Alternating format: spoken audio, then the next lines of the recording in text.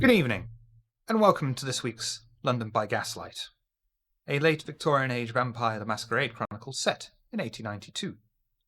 Awakening for the night in the city of London this week is Inspector Grey from the clan of the Hunt, portrayed by Noscavian. Please do a rouse check to waken from your torpor slumber.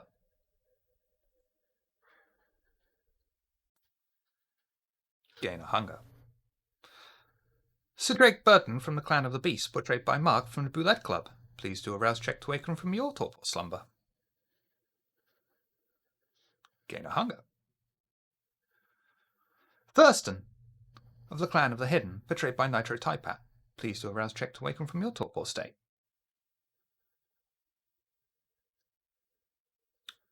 Gain a hunger is getting in fashion. Aldrich of the clan of Kings, portrayed by Bully from Tablegoth. Please do a rouse check to waken from your torpor slumber. Excellent. Eveline, the daughter of Cacophony. Portrayed by Miss Hartz. Please do a rouse check to waken from your torpor state.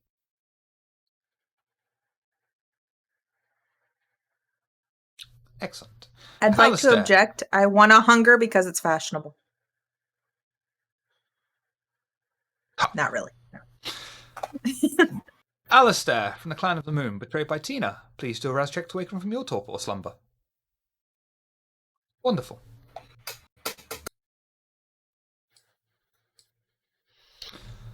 We start this week.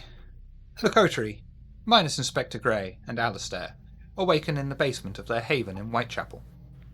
After some initial discussion, Aldrich has decided to confront the demon Endymion and see if it has any counters to assist them with true faith.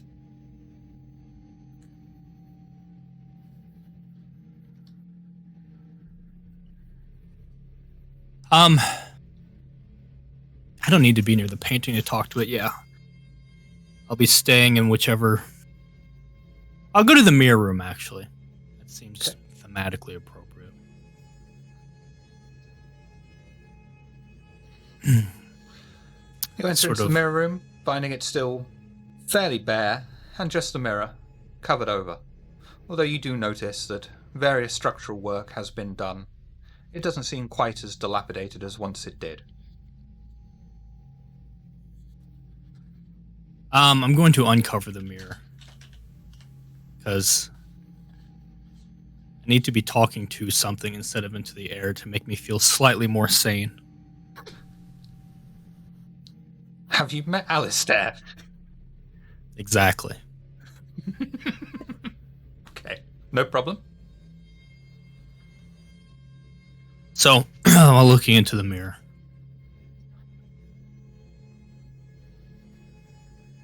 I am not sure what it is you know about my intentions and desires and whatnot, though I know we are already at some sort of base understanding. So I can skip right to the point. I like being direct. Yes. You know that I have reservations about our partnership, our forced partnership. And while I'm sure you care little for how I feel about things, care about the results of this relationship. And if you wish to utilize me to get what you want, I think I know what I want. If it is something within the realm of you helping me get. Yes. It is a matter of faith, you see. I assume the people who want to destroy me and everything I am building very much want to do the same to you. You've survived in this place for a very long time, so I assume you have ways of protecting yourselves against those who wish to destroy you, or at least masking yourself from it. I'm wondering if you can extend the same to me. There is I'm at war with the church itself.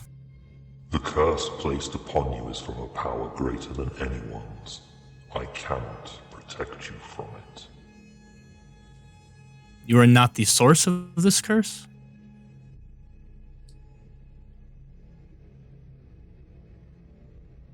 No. Unless, is the curse you speak of my undead condition, or the curse? Yes. No, I do not want to be rid of that. I very much, I worked hard to become what I am.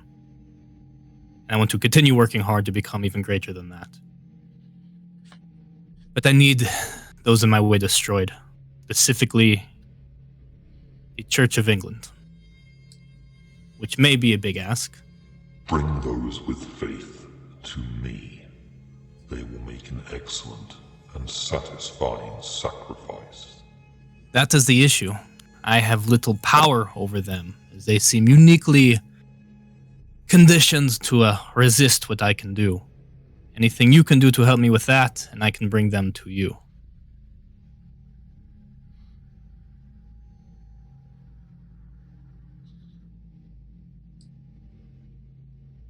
Only those who believe can give me sustenance.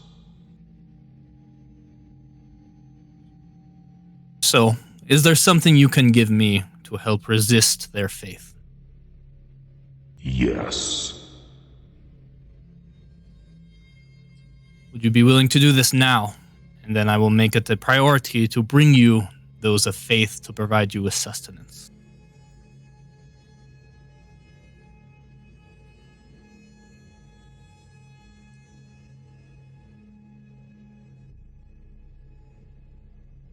He's thinking. Take your time. You may summon me with the sacred words. Ba, weep, gra, nop, weep, mini, bom. See, so by saying these words in the presence of one who has faith that can harm me, it can counter these effects? Is that what you're telling me? You exaggerate.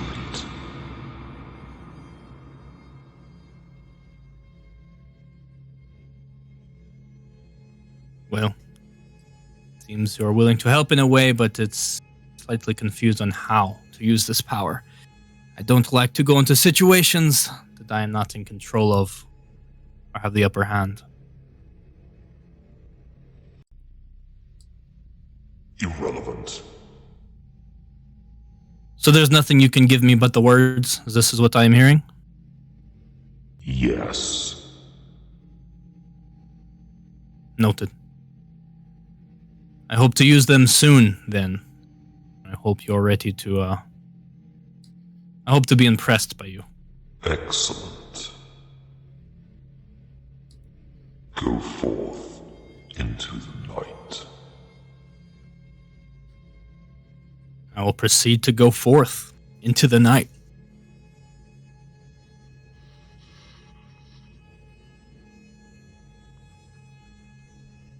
As Thurston attempts to exit the house, he suddenly hears Clara clearing her throat, grabbing his attention.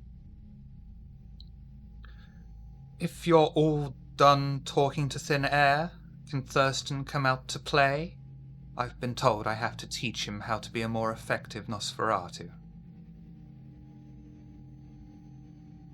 I don't believe I have any preordained meetings with anybody here, so unless anybody here needs my attention right now, please speak freely. I don't know. Are all your chores done?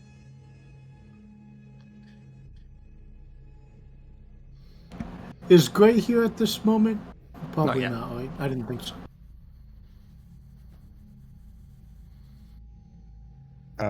Then yeah, I'll go with Clara. She holds her arm out, inviting you to hook into it. I'm sorry, say it again? She holds her arm out, inviting you to hook into it.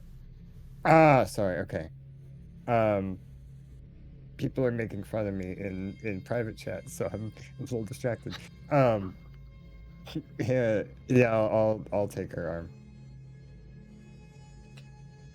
She pats you on the fingers and proceeds to walk out.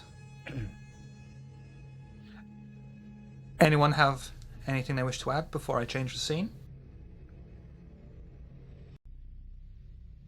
Well, it's so. At this point, is it just Eveline and Sir Drake? Yes. Drake, I was wondering if you would help me with something.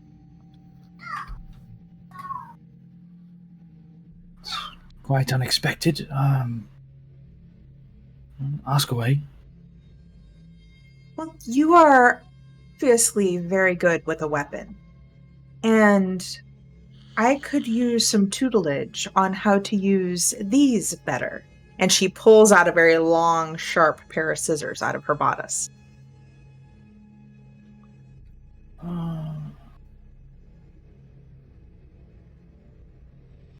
I have a few ideas, certainly.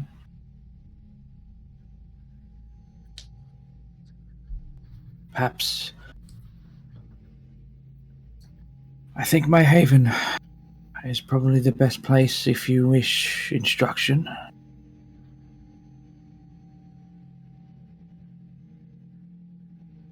This won't do here? Well, if you insist. It's probably safer than here anyway. You'd want a clear mind for this, certainly. Not that we're ever exactly free of this place.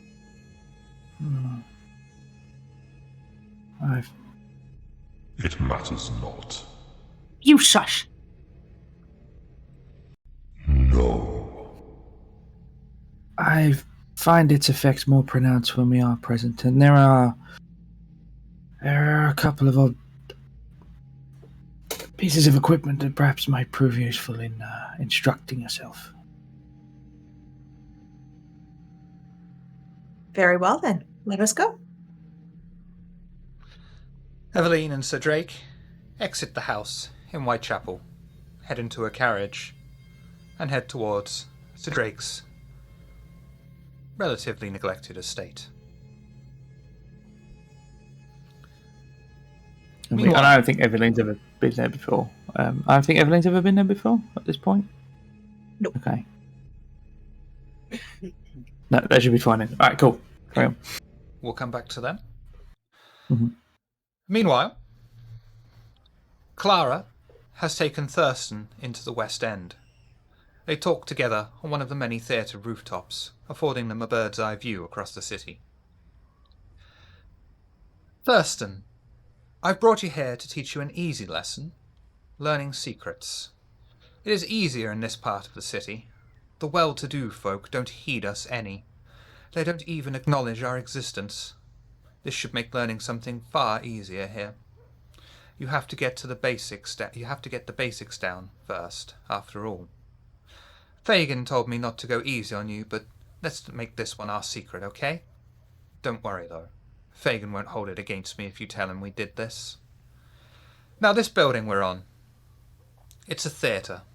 A lot of hoity-toity folks are about to come out. I've already found one perfect for you to extract information from. I shall lure him away. Then you just talk to him. Find out about him. See if he has something that may interest you. Are you ready? I guess as much as I can be. Oh, by the way, what happened to the vitae I gifted you? Oh, it was quite delicious, thank you. Good. Good. Do for me... I should have brought Clara up. Charisma and subterfuge. Okay.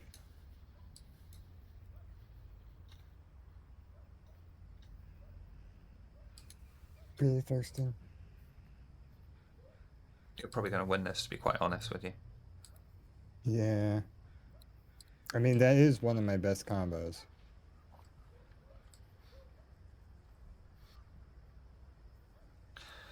Clara looks at you very briefly, as if trying to sense or read you, tilts her head and smiles, then jumps off the side of the building. She disappears around the corner as theatre doors open with a torrent of people pouring out onto the streets, as Thurston waits upon the roof, watching.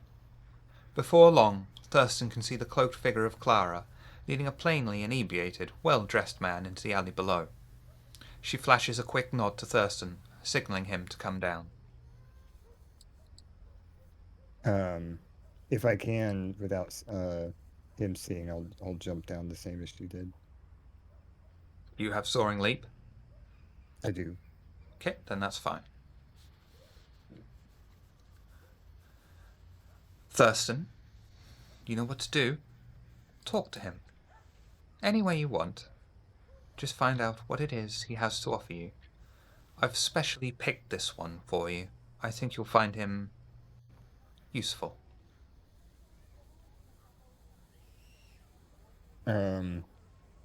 He's kind of inebriated, so he's kind of wobbling around, right?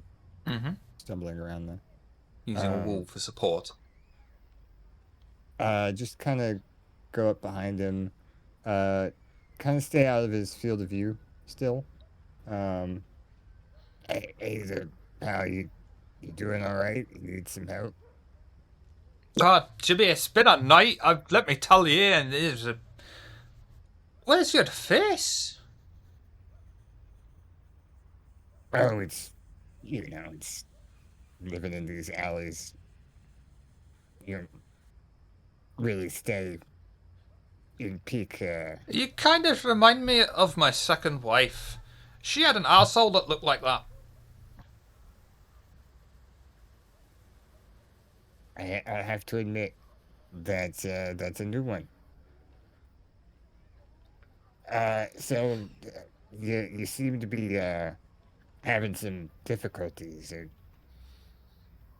I was told to come down here and there would be something to drink, and there isn't.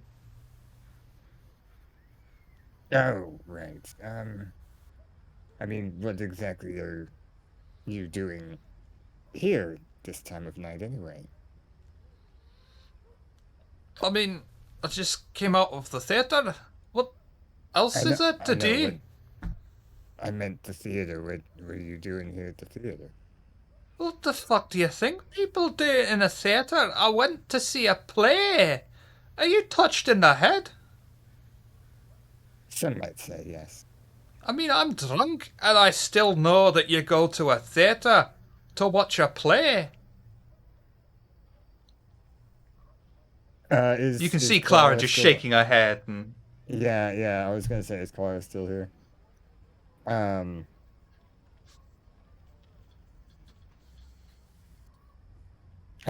do that thing where I turn to her and I just put my arms up like... I don't say anything, Thurston, if you can't get information out of a drunk Scotsman, what hope is there for you? I don't know what exactly he has for me. Then try talking to him about trying to extract information. It's really that easy, Thurston. Oh, God almighty. This is Shiver at this point, not Clara.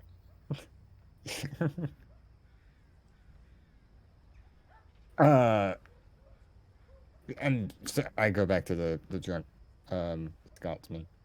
I'm sorry, did I catch your name, sir? Dave McCudden. Dave, thank you. Holden McGroin. That's an old joke. Not in this time of the century, it's not. So, Dave, do you have any information you could give me? Well, I mean, information on what? Don't buy the whiskey in there, they watered it down. It's a sad state. I mean, anything. You seem like a wealthy fellow. You coming here to the play. Well, I mean, What, he was an officer in the army during the Third Burma War. he was? Is that what you said? Can you not understand English, laddie? I know, I was making sure I heard right. Oh, yes, tell me more. You I'm see like, Clara I'm- bashing her head against a nearby wall. I'm just sitting. I'm like the guy that's trying to be interested in the conversation, but it's totally not.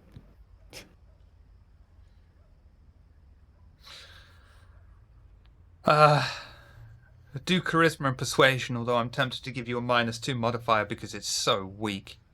But no, just do charisma and persuasion. Persuasion. Okay. No, I'll do the -2. No, you're fine. Trust me, you're going to need it. Right. When I was stationed in Burma, the locals, there was a small cult in the local region that took an interest in a very old religious figure of old Mithras, you see. And it was then I decided to chase up on that because it was a very interesting topic about how a Persian had spread this religion around and how, in fact, the stories of the god known as Mithras are very similar to the stories of Jesus Christ. This Mithras fellow that you speak of. I mean, you said that it was a cult, right? Have you talked to anybody else about this? Charisma and persuasion, please. Now you're getting it. I just need the hook. I was like, drunk guy. Well, I don't know what a drunk guy knows.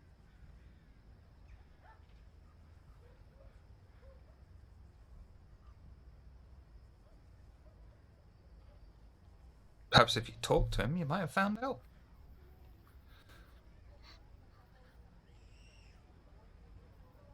Has his internet died?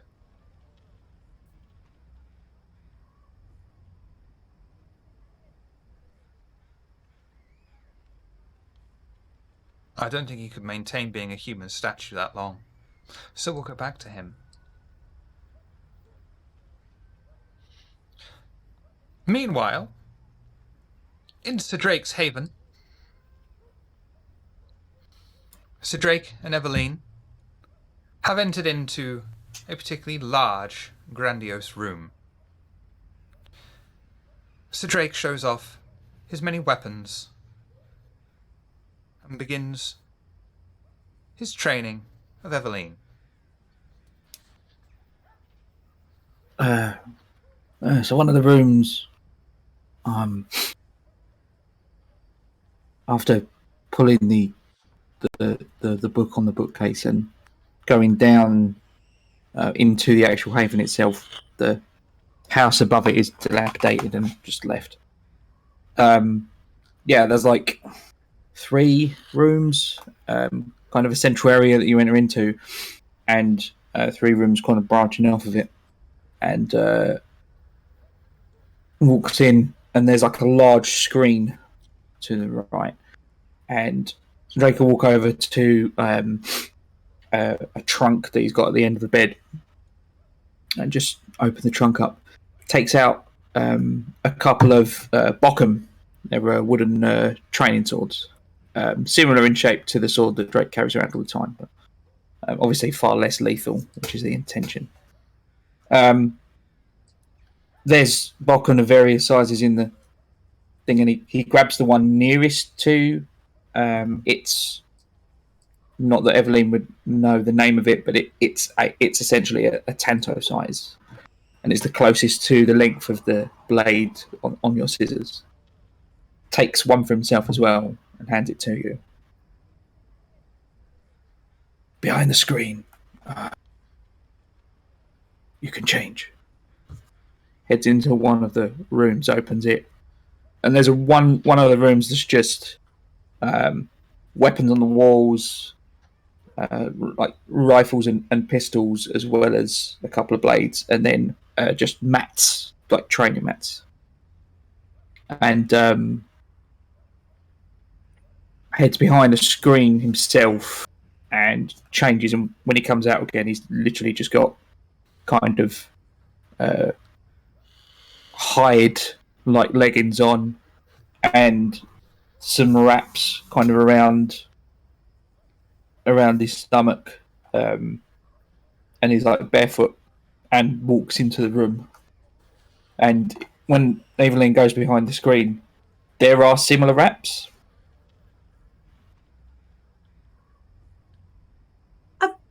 Sir Drake, I'm not sure what you want me to change into. None of this is proper for a lady. Drake kind of looks Evelyn's undoubtedly utterly elegant outfit up and down. This could get physical, and I'm not sure you want to be damaging any of this.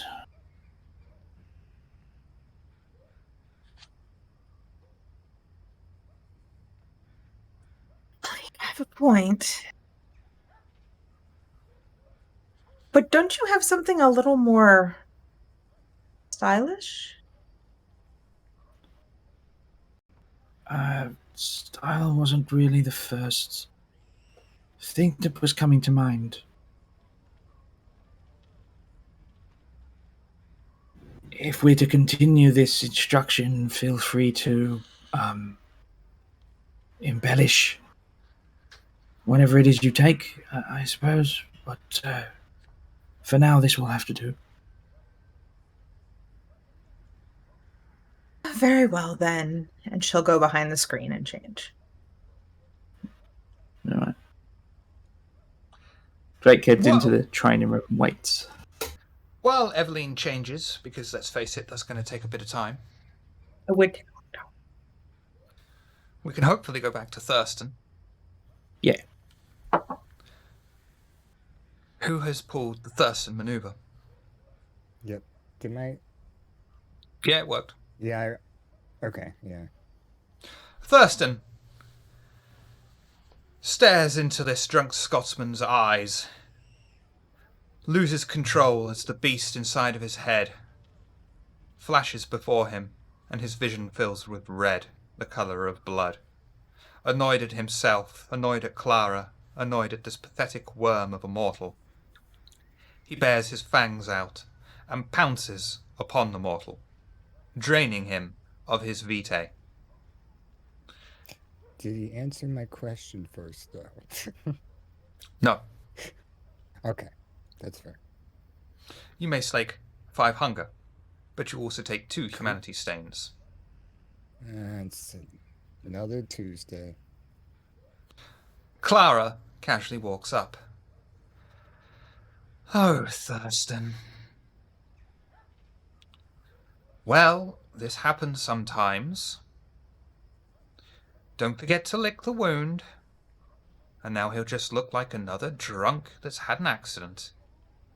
You can still glean some information from him. You just need to search the body. Oh God. Okay. Yeah, I'll how do I do this that isn't very investigation?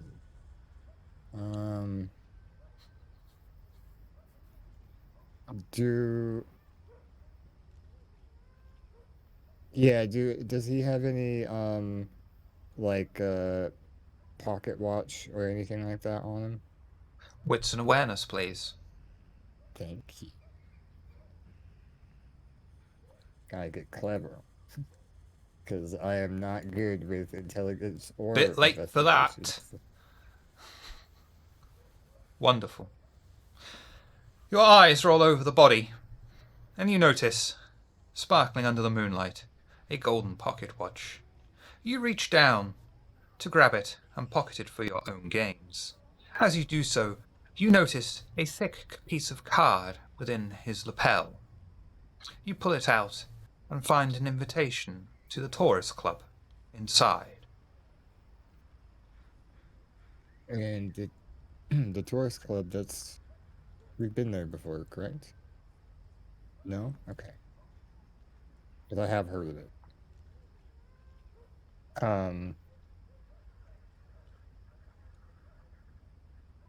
I guess while I'm kind of adjusting him to be up against the wall to look like a guy that passed out, can I kind of just give him another pat down as I'm moving him around?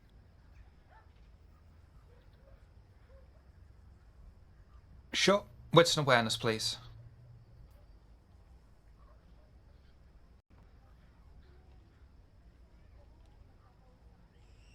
Wonderful. You pat the body down and find various relatively normal items. A wallet filled with notes that you also pocket. Cool. A business card showing that he was running his own historical society. Okay. And does it have like address and stuff on it? Yeah. Okay. Cool. Yeah, I'll finish propping him up and then turn, kind of gritting his teeth at what Clara's gonna tell me next. Well, Thurston, did you manage to acquire useful information? I found that he scribbled down some notes. I assume they're notes on the whole Mithras thing that he's been investigating. Yeah, I found notes that he must have scribbled about the nonsense he was looking into, and then I found some information about a historical society he was running. So I guess that's a start. I especially picked him. It doesn't matter if he lived or died, although obviously it is better for your own well-being that he lives. I shan't tell Fagin that you killed this one, but I shall remember it. Don't ever grass me up again. Right. Of course. Come, we must fly from this scene. Yeah. Does she offer me her arm this time? You have I to think offer we it to do. her. Yeah, then yeah, I'll offer it to her. Remember where we are, Thurston. Always mind your surroundings. This is the West End, after all. A lady and a man can't be seen walking separately.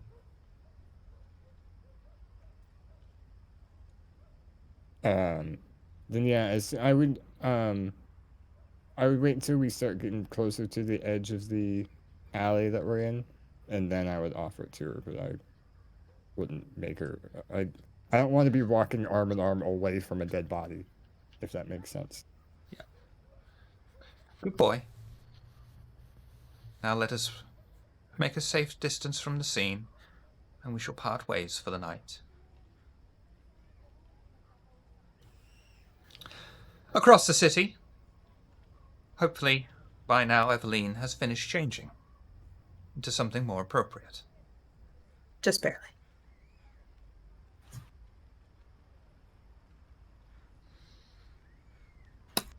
All right. Yeah. So Drake's just waiting, I suppose, for.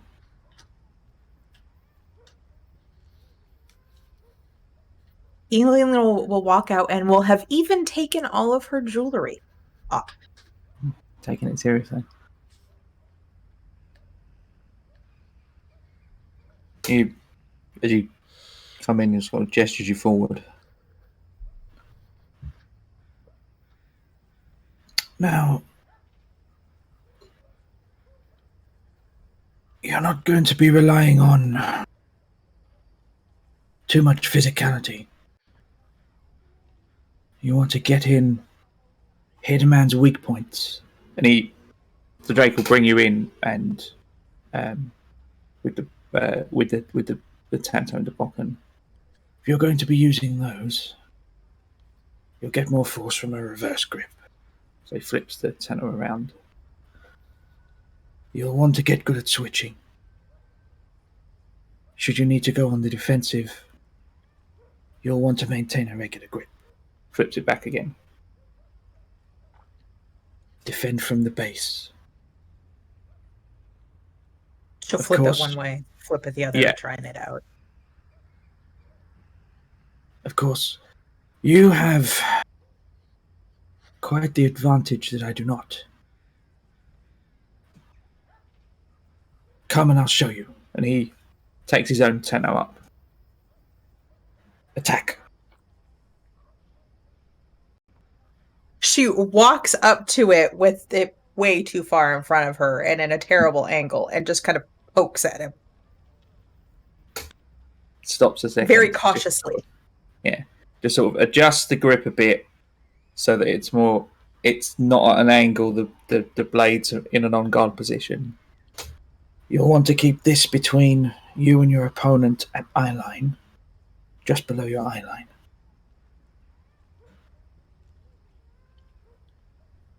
Then you need to step in quickly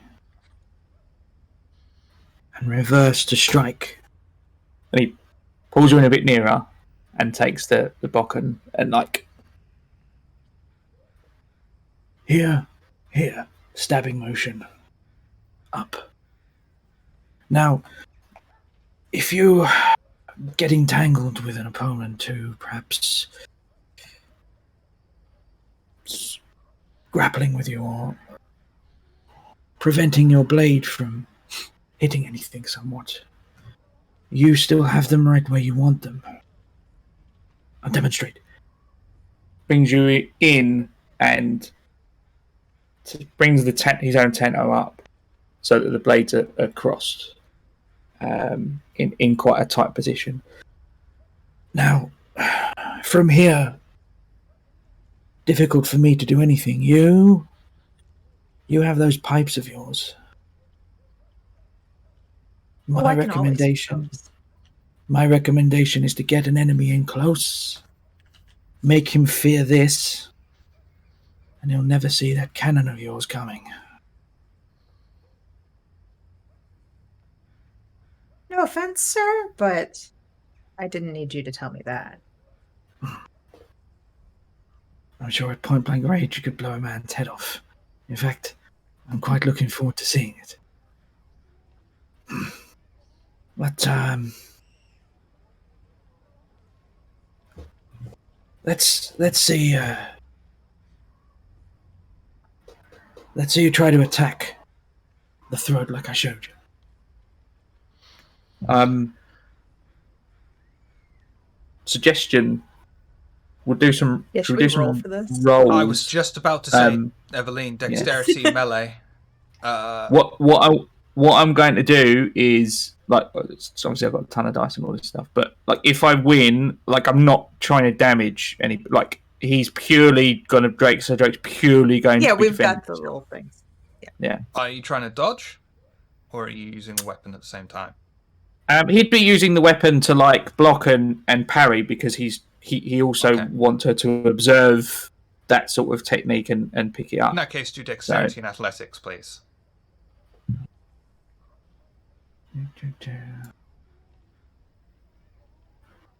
So I also added experience or used experience points to add to my melee. But I think for effect wise, I'm going to take that off for this scene and then add it back on. No? Okay. I did that anticipating this, but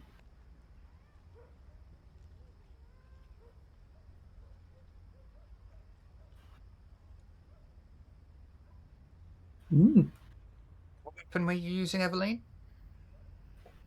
what's that? What weapon were you using? The thingy he gave me. Okay. Spoken? Yeah. Bless you. Eveline copies the movements shown to her by Sir Drake. successfully putting the exotic blade to Drake's flesh. Without realizing it, however, she slightly loses control and ends up piercing his skin and does 1 superficial damage to him. I thought this was wooden. It is. It doesn't hurt Kindred, does it? Oh, wait. Oh. It just gave you a splinter. It It's like a mini steak. is. Well, I do have to make those adjustments for what we are now. I learned most of these techniques as a mortal, so... well... It's my lesson to learn. Well done. We'll keep this up, but for the time being, I think we should get changed and join the others. We'll keep this in mind. Neat. Thank you again. But Bows. she bows in return. Don't tell them about this. It'll be our little secret. No problem. Thank you very much, good sir. And she goes behind the screen to change. Just sparring partners. I can be friends with no one, I swear.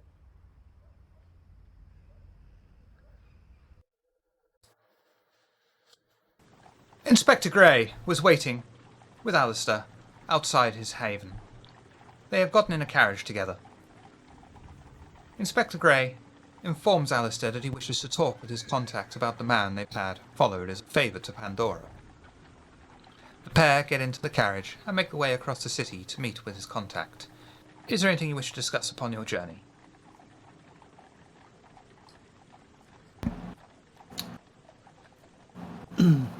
So your man that's that you've been having trailing this individual. What type of person are they? I don't know.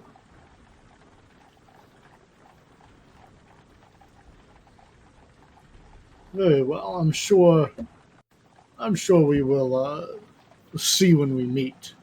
I think I tend to be a fairly good judge of character. He's obviously somebody Pandora trusts. That's good. That's good. Certainly. Well, did, maybe.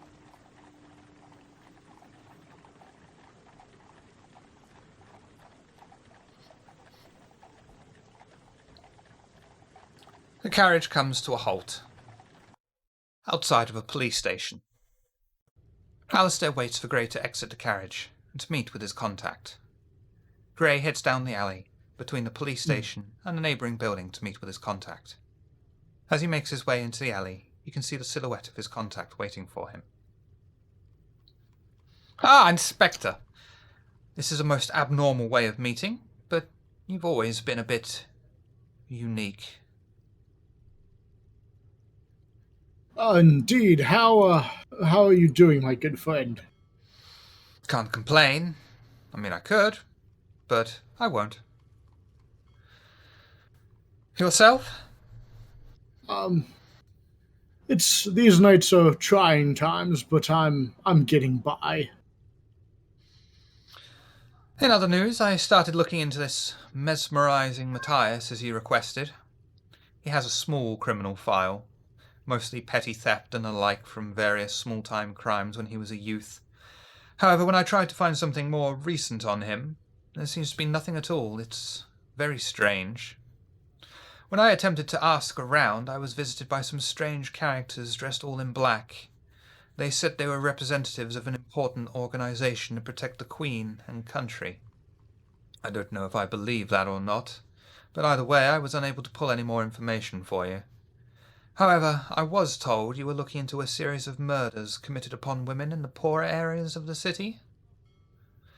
Yes, certainly. Our resources are stretched thin for the time being, so we are unable to provide any kind of assistance directly on this one, but if you want to look into it, we'll make sure you're afforded plenty of breathing room. Wonderful. That'll be most helpful. And the information you've given us on Matthias is quite useful. I suspected there was more to him, and this confirms it. Thank you very much, good sir. There are always some sickos these days, it seems. You could search around Whitechapel for further advice or clues. Since last year, the area has been crawling with the deranged and the sick of mind. I can see if I can sneak a peek at some of the more suspicious characters and give you the information. I know there's a particularly suspicious Russian in the city at the moment. CID can't touch him due to various ties he has, but we're certain he's responsible for quite a few murders in the city. One of the things that stops us from arresting him or any of his companions is that we haven't been able to tie him to any of the bodies. They just seem to disappear. It's infuriating. If you'd look into this for me, I can see if I can send you some information, along with the list of other suspicious individuals.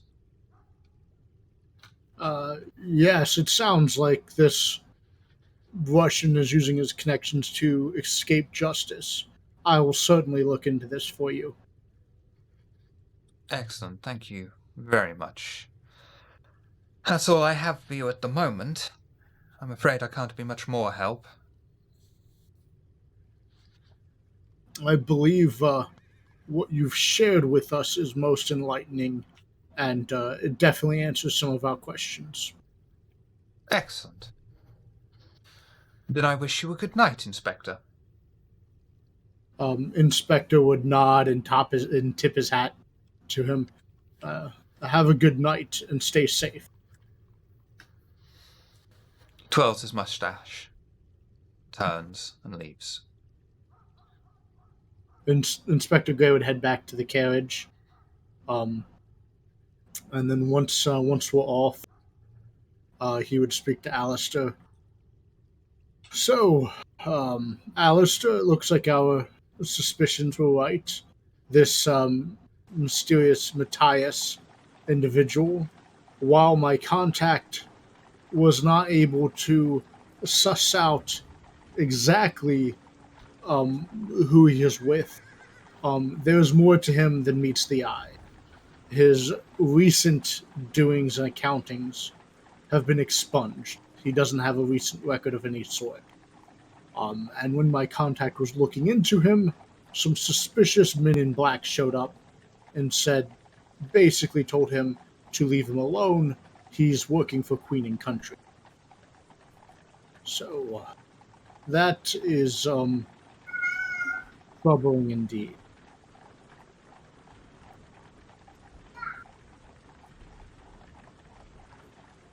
I wonder if Pandora knows that. Well, my contact seemed to be suspicious of this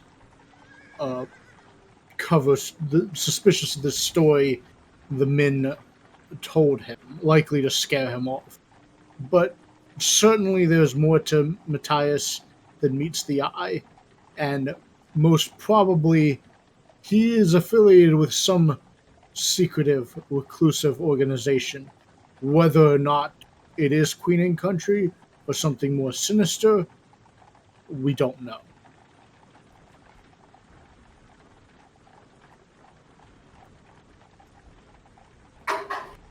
Pandora should know what we found out, though. This Matthias can't be trusted. If you don't mind, can we go talk to somebody real quick? Absolutely. I would tell him where to go. The carriage heads off in the direction instructed to them by Alistair, eventually coming to a halt in one of the more run-down areas of the city. Alistair jumps out of the carriage, and almost straight away, a small child comes running up to him. Alistair recognises his contact, and the child says, "Hello, mister. Give me a penny and I can show you something secret." I open the door up. You got a penny? Yes, I do. I reach into my pocket and I pull out a small change purse and give him a penny. Thanks. I shut the door real quick. I turn around and hand it to him. Come with me, mister. And the small child leads Alistair up to a nearby alleyway. So I was able to track down that man a bit better. He seems to be going to St. Paul's Cathedral a lot. He must be on some really weird stuff if he keeps going in. Why? Why else would someone go to a church near enough every day? It's weird. Maybe he wants to Do you become go a to nun. church every day? In a No. church? Even I know there's no nuns in a church. I don't know. I don't do this religious thing. They keep the Maybe nuns he's got in a the lot of nunnery. sins to atone for. I met a priest once that was real big on you confessing your sins, so maybe he's confessing his sins every day. No, they don't do that at St. Paul's. It's Church of England, isn't it? I don't know why you're saying in it. That's a bit modern, but fuck it. I have no idea any of the lore of England at all.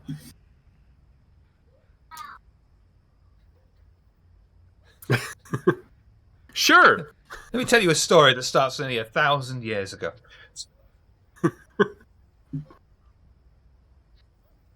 Did I do good, mister? Yeah, that's quite useful. We kind of gathered that he was going to the church, but why? Now we know he's going to the church. There's lots more in that part of the city. I thought he was going to the prison, but why the church? Can't sightsee every day, especially St. Paul's. I mean, it's right over there. Maybe he's seeing a secret lover. In the church? Nobody would expect you to go to the church to do that.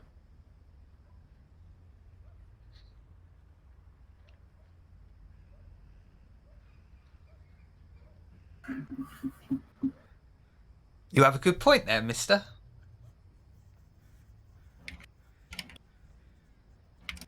I wasn't expecting you to say that. Kind of the point of Malk. Yeah, keep an eye out. See if you see him with a woman or man. Who am I to judge? I mean, I'm not sure I want to see him with a man. Where on earth would he be with another man? World's Can't a cruel and strange place. Yeah, maybe.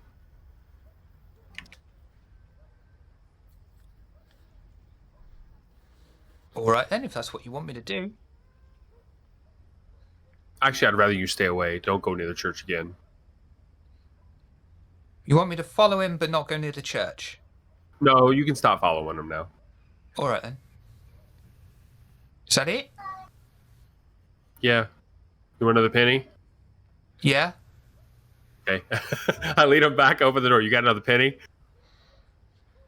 Well, really now, I don't see why you're giving your monies to these street urchins. 1 penny should have been enough. As I'm saying this and basically scolding you, I pull out another penny. Now this should be the last one. I don't see why this young urchin would need more than 1 penny, and we are burning time. We need to see your contact, and I give you the penny. I turn around and say, here you go, thanks. And Okay, then I hop love in you, the- bye-bye. hop in the carriage. Is there anything you wish to discuss on your journey? Yeah. So that was my contact. The little urchin who needs pennies? Well, yeah, he's hungry. Well, now you're just going to make me feel bad. I suppose if it feeds him, then it's not terrible. Also, who expects a kid to spy on you? Oh, wait, never mind. Everybody. Well, I suppose, but a child certainly wouldn't have been my first pick as a retainer or a contact of sorts, I'd expect them to be a bit more limited in their capabilities. Which We just connect on a whole other level. He really understands. you sure it's not just for the pennies? No, we really get along. Like, That's good. That's good. in fact, he's never asked for a penny before. That was really weird. Well, maybe as you say, maybe perhaps he's hungry.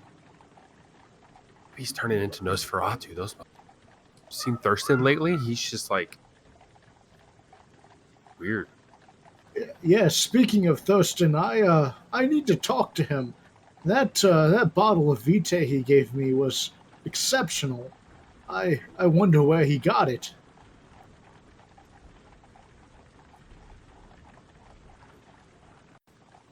I wonder if he even knows. Ooh, what if you're bonded to some like random person? Well, no, I think I would know that if that were the case. It was just some quite delicious Vitae, that's all.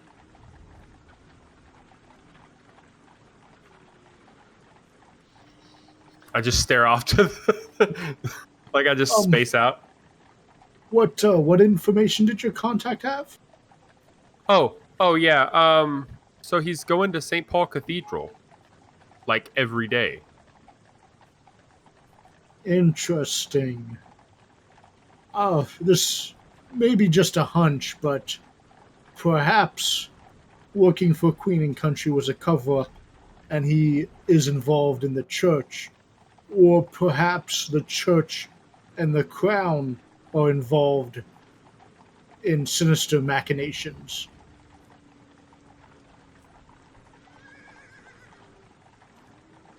Yeah, but other than that, what if he told everybody about Pandora?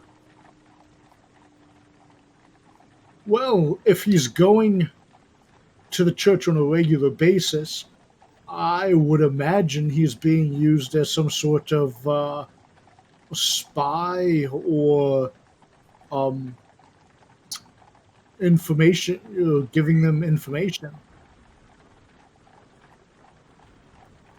An inside man, if you will. Sounds dangerous. Kill him.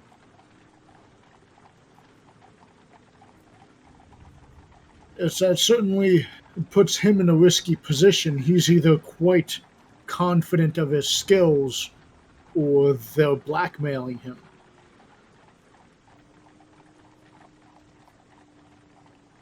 We should tell Sir Drake because he could probably get the information out of him, and if he doesn't, we can just still kill him. Yes, I think that's a good idea. We should certainly attempt to extract whatever information we can prior to killing him, of course. Should we tell Pandora? Perhaps we should consult the others. While I feel telling Pandora would be most prudent, I worry that if she knew, then she would act differently and scare him away.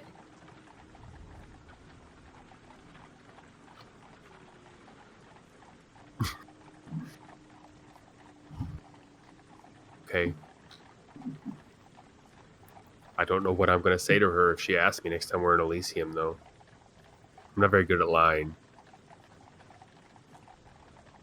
Well, I mean, if it slips out, it slips out, but I would like to meet with the others and see how important it is that we keep this a secret. If they think we should be forthcoming with Pandora, then there'd be no reason to keep it a secret. Wait, but why would we tell the others? They can't keep secrets. The house talks to them. The house knows everything they do. You bring up a fair point, Alistair. Although, if that entity in the house is what they claim it is, some sort of demon, I doubt it would conspire with the church.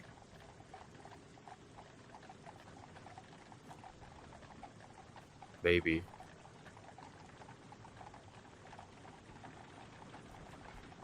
Well, as you said, perhaps we'll tell Sir Drake, and then he will know if we should enlighten the others. Or out of the others, who do you think is least likely to reveal the information? Perhaps Aldrich? Well, no. I mean, they're all kind of the same now. Bound to the house, you say? Yeah. That is a conundrum. The house is certainly an unknown entity. It may be wise to keep this knowledge from the house, but on the same hand, I don't think the house would conspire with the church, and it certainly seems like St. Paul's is the haven of our enemy. I was going less on the conspiring and more on the. I mean, we could kill him. Oh, Matthias? Yeah. Like push. Yeah. Like, why did I have that idea? That's a really bad idea. Pandora would be so mad. Well, if this Matthias... This may be another reason to speak with Pandora. If Pandora knows Matthias is going to the church for her, which I doubt, then it might be something that's okay. If he's going in secret, then she may want him dead due to betrayal. What if... Okay, so what if we just tell her that he's going to the church, but not all the other stuff you know? Oh, yes, we could do that.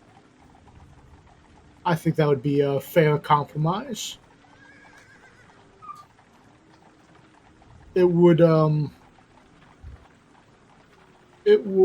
allude to some sort of conspiracy with the church, St. Paul's, without revealing the possible greater machinations.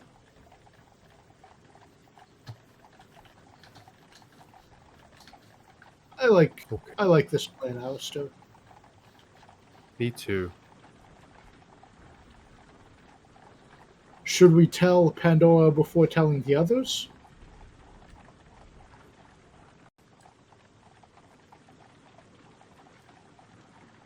What do we do? Go to Elysium without him? You're right. I think if we told Pandora without them being around or in front of them, they'd be irritated that we didn't tell them sooner. So we should at least share the information regarding Matthias going to the church with the Coterie as soon as we meet back up. I think that's best.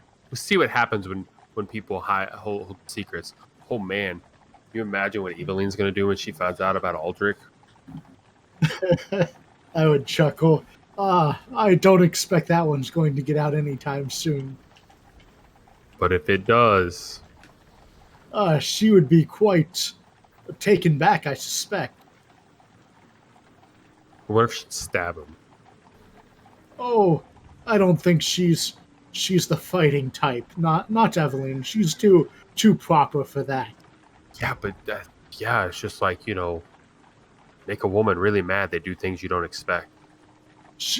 I would expect she'd probably scream at him, and with that voice of hers, we would expect that though. True, it is possible she does something unexpected. I certainly wouldn't expect it.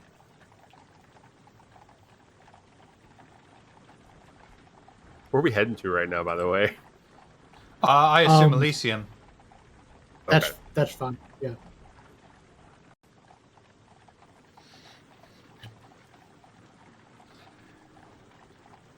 Alistair and Inspector Grey carry on towards Elysium, hoping to meet up with the rest of the coterie there.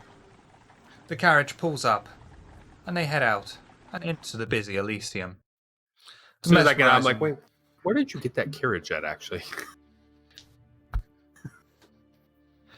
This time. The mesmerizing Matthias is not doing his performance upon stage, and Pandora is sat looking relatively bored, looking around Elysium. The rest of the coterie have found their own little seat and niche to carve for themselves, and sit awaiting the arrival of Inspector Grey and Alistair.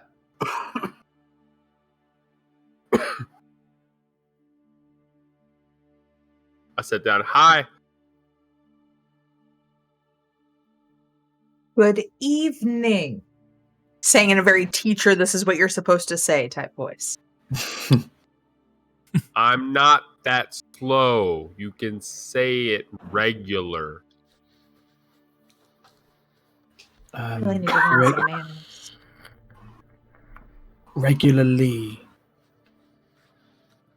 Never mind. You look decidedly chipper, Alistair. Something to share with the group? I rode in a carriage that wasn't Aldrich's. It was much nicer. Mostly because it didn't have any Thurston in it. Everything's nicer without Thurston in it. I look over and smile. I It's won't just disagree rude. with you, but Yes, he's a bit improper, but still rude.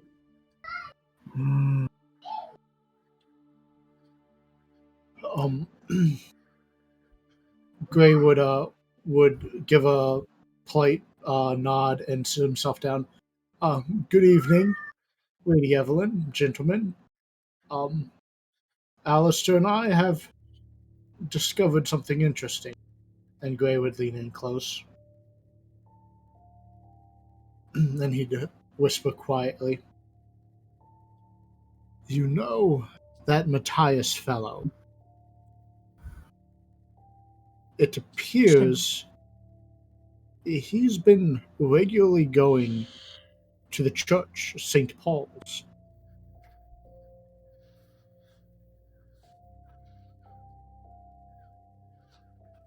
Glance across to Aldrich. Well, there's a startling coincidence. I lean in closer. Don't tell the house.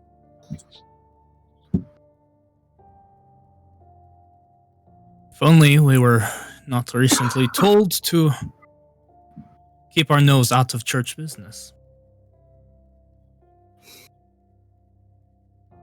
Have you told Pandora this news?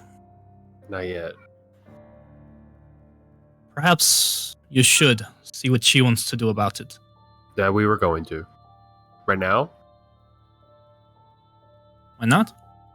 She looks quite bored.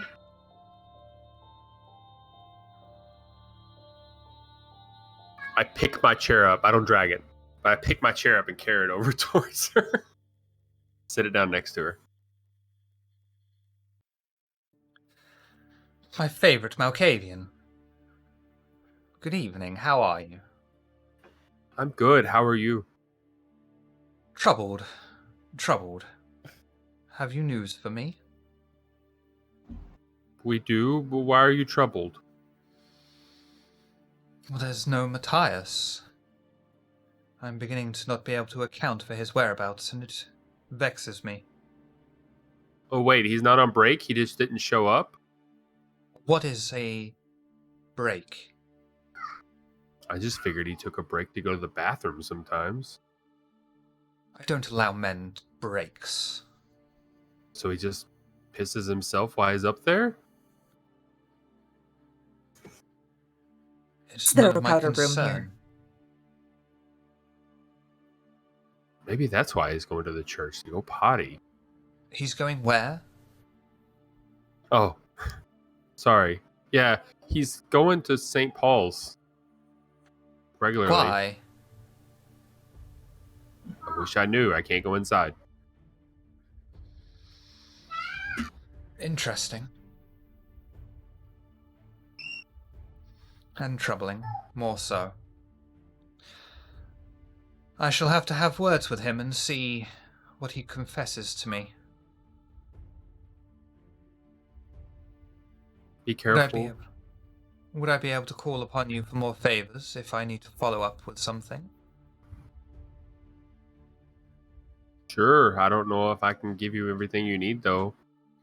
Oh, I'm sure you can give me everything. Okay. Sure. Good boy. Do you want me to go dance in his place? No, I can think of far better uses for your talents and dancing. Okay. Well, I'll tell the inspector thank you for you too, because he helped me find this information out. He's really good at doing that stuff. Be careful of the Assamite. They rarely do anything of their own accord. Seems to be the common theme with everybody I hang out with these days, to be completely honest. A fair observation. Which is why I'm glad we have built up such a level of trust between each other. I like you, you're nice. Don't say that too loudly. People might start talking. After all, we are just friends.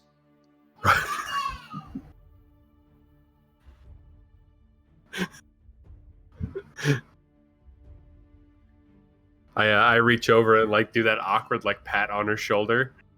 Okay, well, I'll talk to you later. Farewell. I get up, I bow like twice, and then pick up my chair and walk back over to the table. At least you picked it up and didn't just push it across the floor. Yeah, that's I was like, do I want that drama right now? No. It's awkward enough just carrying a chair around Elysium.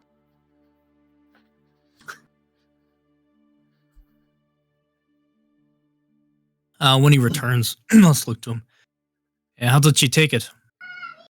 She want you to follow up on this? Kind of. She wants to try to get some information out of him first, but she asked if I'd be available to do other things later on if she needs it.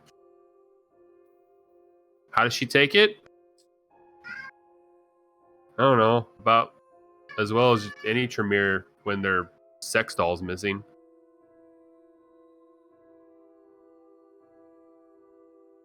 Toreador, Out yeah. of game, Pandora Not Tremere. is not Toreador. does not have a Toreador. position. No. Like an official position right now, right? She's just scum. This is good. I do not remember if I already discussed this, but what is it you're getting out of this exchange? Has she offered anything in return? A friend? Oh, we must remedy that. This will not do. Her having you do tasks for her without offering to do something for you. You should ask for a boon to make it official, or see if there's something else that she can offer you. Now? Let it simmer. When she will come and she will ask you perhaps for a follow up, and that's when you can remind her of how friendships go both ways. Of course, this is work you're doing, so it is up to you. This is not would be something owed to the Coterie. This would be whatever you want, which Well, the is inspector's helping. perhaps the inspector can leverage that as well. Speaking of which, what is it you want, Alistair? Is this a friend? Is that just what motivates you?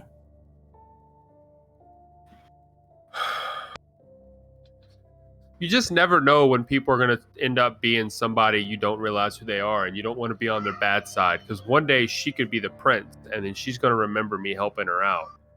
It's not like I'm trying to just get stuff for now. I mean, what if one of you, I pissed you off, and then one day you were somebody completely different, and then it went, That is a interesting foresight, yes.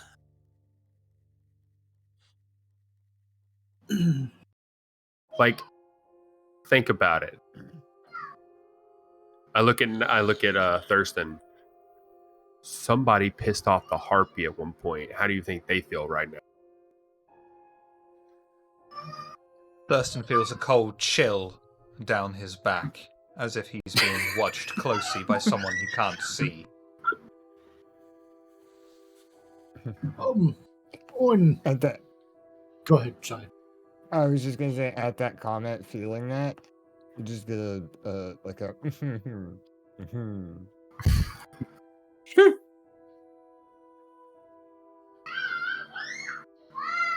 It would be nice if the world worked the way you see it, Alistair, but in our short time maneuvering in this society, I think we've seen those who acquire power instead of leaning on their friends and relying on that camaraderie, they find saps like us who they can just force to do their bidding. I don't want to live in the world in Alistair's head. Why not? We have fun. Because it's loud enough in my own. Oh, yeah. I know that feeling. How's he doing, by the way? You know, the guy. That's what you think I meant.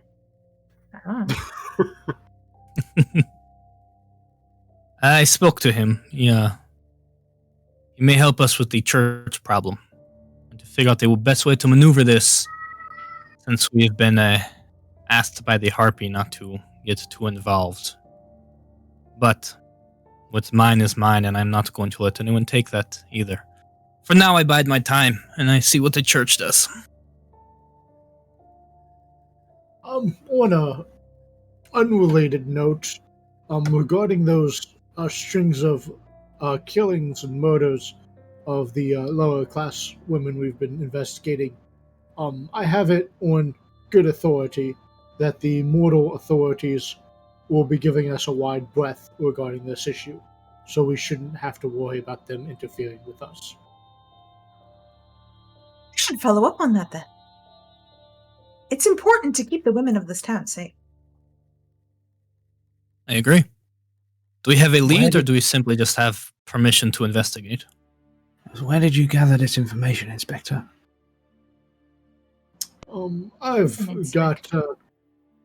I've got some contacts from my days as an inspector, an official inspector.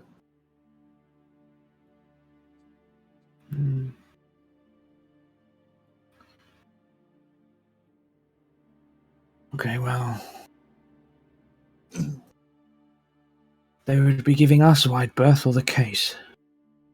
They don't have the resources to focus on it anyways. So we'd be doing them a favor by them steering clear of it. They can better manage their resources and not get in our way. We both get something we want.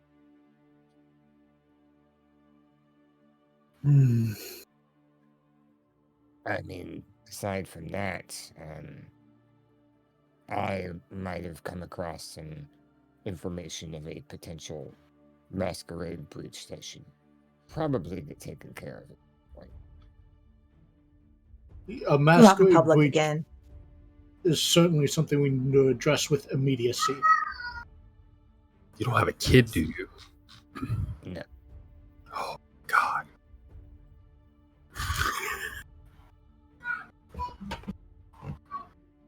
No, Well, do we want to let's just say- focus our efforts? Go ahead. I was, let's just say a man did a little bit too much research, and, I guess he kind of got killed over it.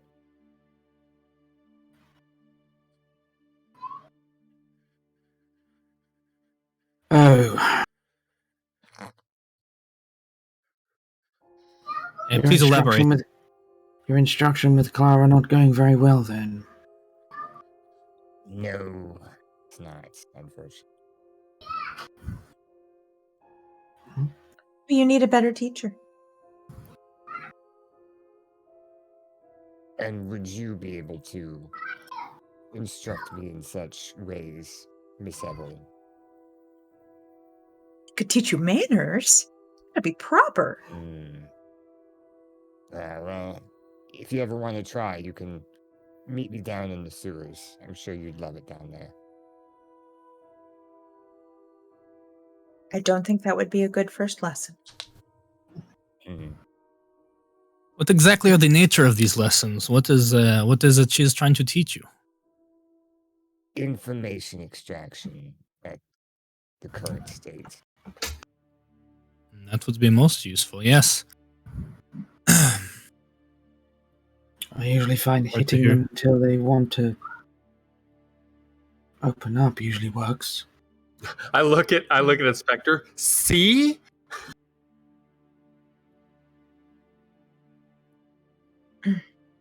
Sorry, we were just talking about how good you were extracting information on the way over here. Gets lonely in the carriage rides when you're all not there, so we had to talk about something. Indeed. Sir Drake's methods do tend to be effective. Well, with this information, do we want to focus our efforts on this crime spree? Or do you want to continue looking for ways to infiltrate this potentially not Mithras-related secret society? We really should save the women. Last time we tried that, they caught themselves on fire. Like, I feel like it's crapshoot sometimes. Perhaps we can start with this Masquerade breach, and then move over to the murders. See if somehow that's connected. It's honestly entirely up to the group. I would be more willing to share in the information that I acquired, just not in such a public space. Very well. Where was this Masquerade breach again? I'm sorry.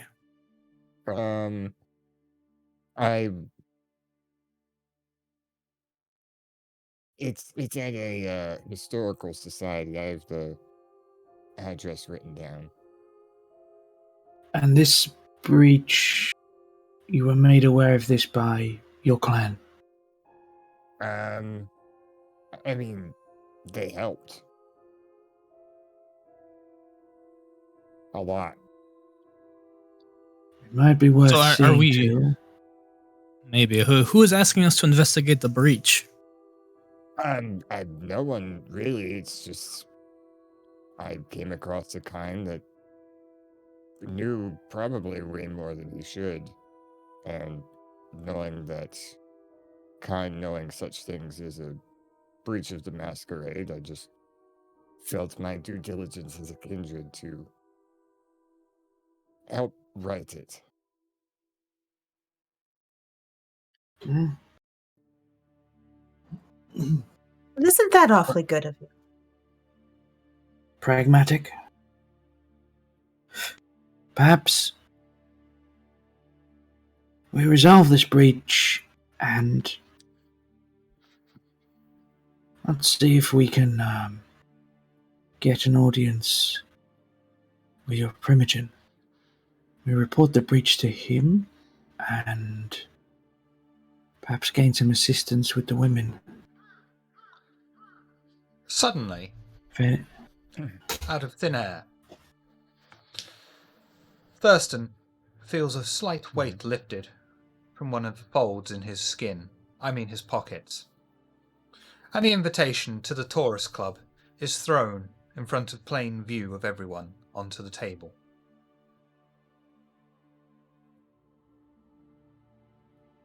I slap the table and go, "We have ghosts."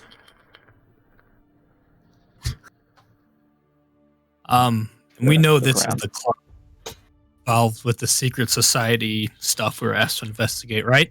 We know that. Yeah, Do you know that? yeah. Thurston, what the hell? I'll pick it up. Tea. I was going to give you the information. I just said I didn't want to do it in such a public place.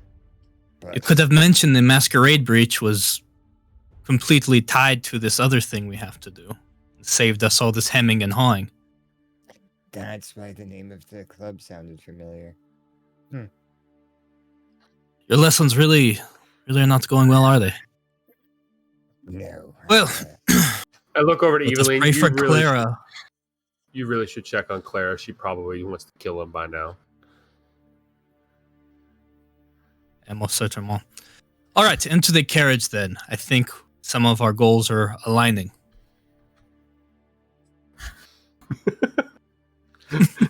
The Coterie head out.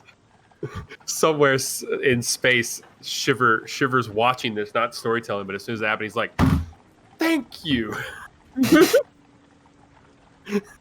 That'll be when I watch the VOD back. The one Coterie moment he can't use premonition. head out into the carriage, heading towards the tourist club on the other side of town. Is there anything you wish to discuss upon your journey?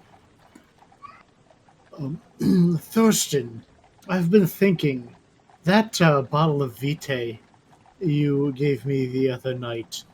Do you have more of it? It was quite a delicious vintage. Oh, was it? No, that's, unfortunately, I don't have it on me at this proper moment, but, I will keep in mind that, you fancy it quite so fondly. Ah, yes, please do. Thank you, Thurston. You're quite a friend. On the way, can we stop by? So, I'm not actually hungry, but I'm a drug addict. I would like to get my fix on the way. Get in Absolutely. the right state of mind. Okay. The carriage takes a diversion and heads towards one of Aldrich's holdings in the city. As they travel along, however, the carriage suddenly stops, and the horses seem agitated. A thick fog descends down upon the carriage, enveloping it, as they remain stationary, stuck in place, surrounded.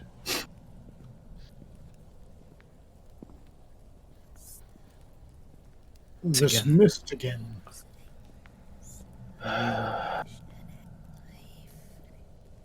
mean, if I remember correctly, the experience of going through it was slightly delightful last time.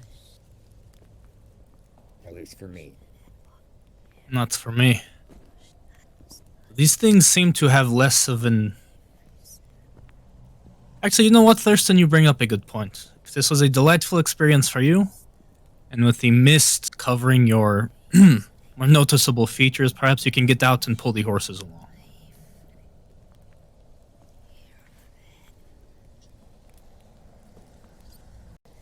Actually, Never Thurston, did you mention you can speak with horses? Yes, I used it last time to see kind of why they were as spooked as they were, but they couldn't tell me. You should, as Audric was saying, you should go out there and either convince the horses to continue or lead them.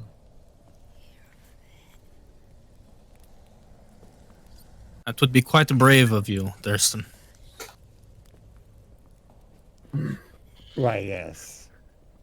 And just from, like, other embarrassment of how bad he's doing tonight, he's just gonna get out and do it. He's... It's really nice of Thurston to volunteer himself to go out and try to get these horses to go. As soon as the fog rolled in, he kept talking about how much he enjoyed it, so... He's a swell guy. Very Yeah, nice. really We'll is. start treating him better. Now that we're wait learning what until his uses are... Right. Oh, go ahead. I'll wait until I hear screaming, and then I'll get out and help. Thurston, what are you doing? I'm not gonna try and talk to the horses, but I'm gonna try and guide them towards the mist. You head out into the fog. You hear loud and echoing squeaks. It grabs your attention. You turn to investigate. From where you are, you can see what appears to be 3 large, furless, feral badgers feasting on corpses, tearing the flesh away from the bone. They stop, turn their heads to you, and start charging towards you. As they approach, you can see these are not badgers, but incredibly feral, large rats. 3 of them, charging with rotten flesh and large bulbous eyes, straight towards you.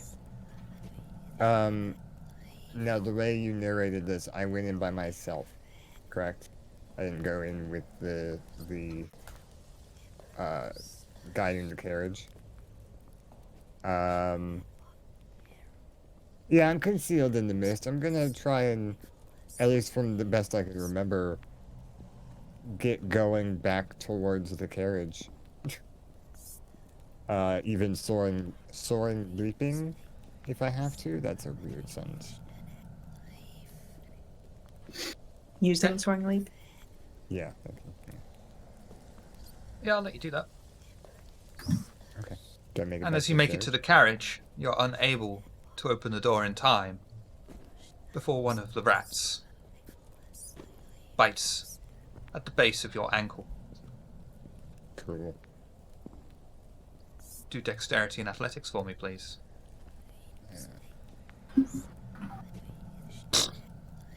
Fucking useless rats.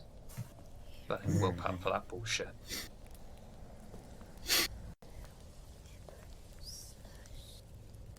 That's better.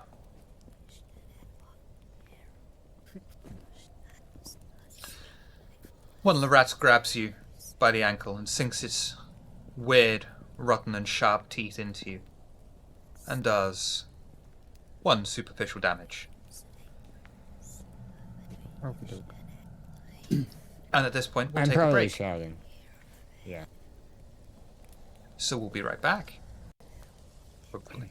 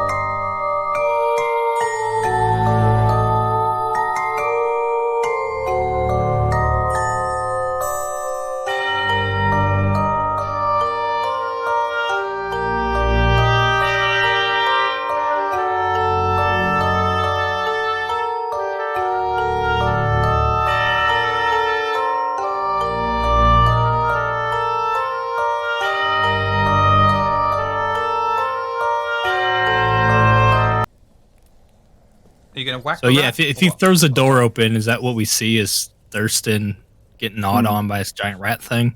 Yep. And 2 other rats charging in. Coming in. I will. I'll go for one of the ones not on Thurston if Inspector's trying to help Thurston out with his. Okay.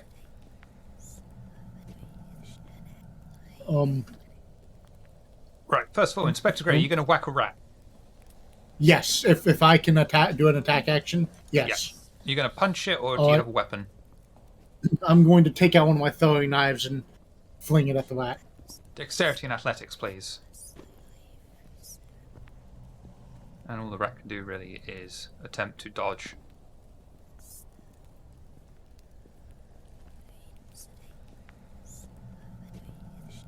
Oh dear. Sticking with it or want to reroll? I will do a willpower roll. Okay.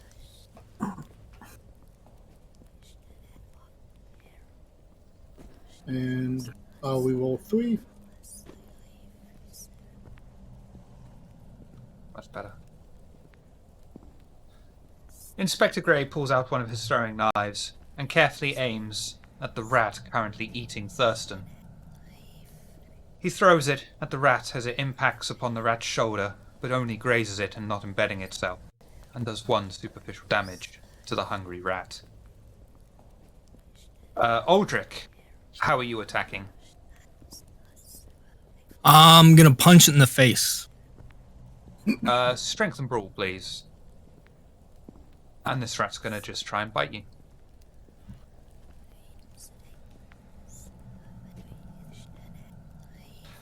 Aldrich clenches his fist and slams it straight in the giant, ugly rat's face.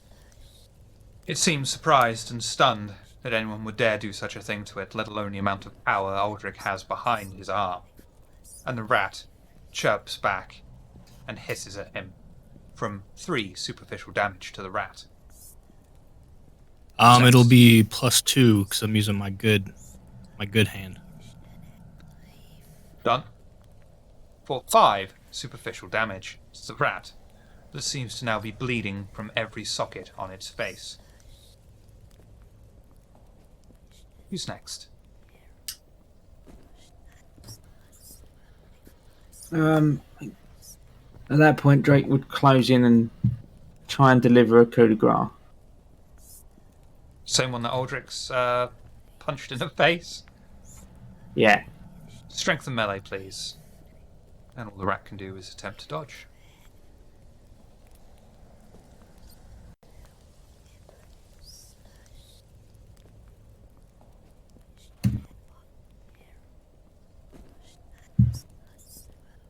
Ha! What's your sword +3 damage? I think you said it was, yes, the British steel katana. Drake withdraws his katana, like the weeb that he is, and brings it down into the giant rat's body, embedding itself between its shoulder blades, doing significant amount of damage to the rat, but still not enough to put it down. Next. Drake, where's the jugular on a rat? In his neck. Yeah. Same place. Eveline kind of looks and then just stabs the rat. I'll let you do that for dexterity and melee. All the rat can do is try and dodge.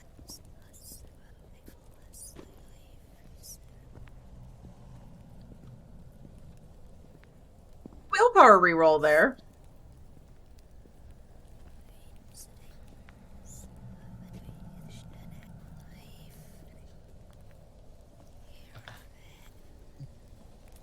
The Still rat learning, okay? moves out of the way of the incoming blade given by Eveline. Unfortunately for the rat, in doing so, it merely pulls Sir Drake's katana blade through its body more and inflicts 2 damage upon itself, accidentally terminating its own life in the process. Still counts.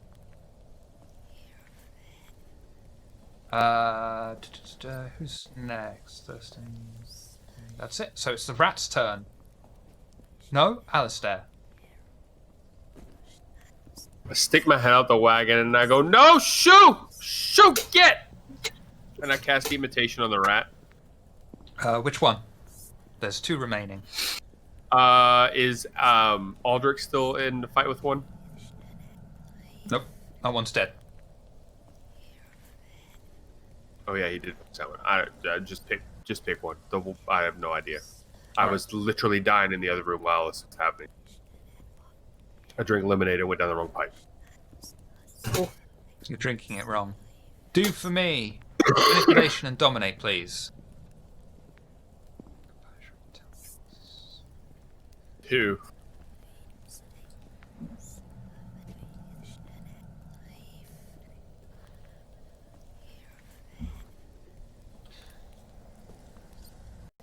Alistair's words echo through the streets and resonate within the rat's skull. As it's charging towards them, and it hears Alistair's words, it stops itself suddenly, and then carries on, charging towards them. The rat that's currently feasting upon Thurston's ankle is going to try and bite him again.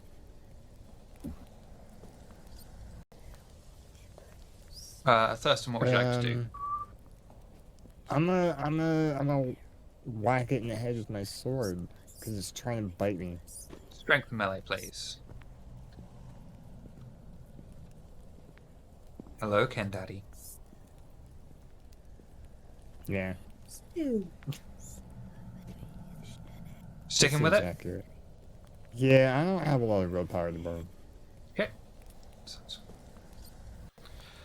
Thurston attempts to bring his sword down upon the rat that is currently feasting on his ankle. Unfortunately, he's unable to do so in time, as the rat bites further into Thurston's flesh, causing him 2 points of superficial damage.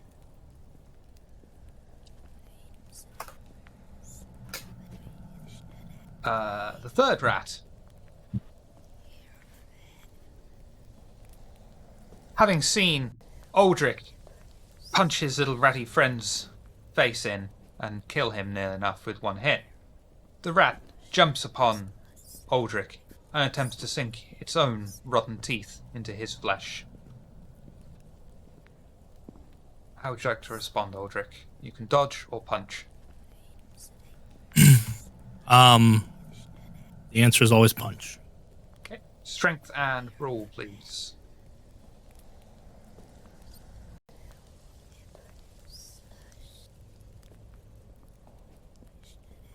Sticking with it?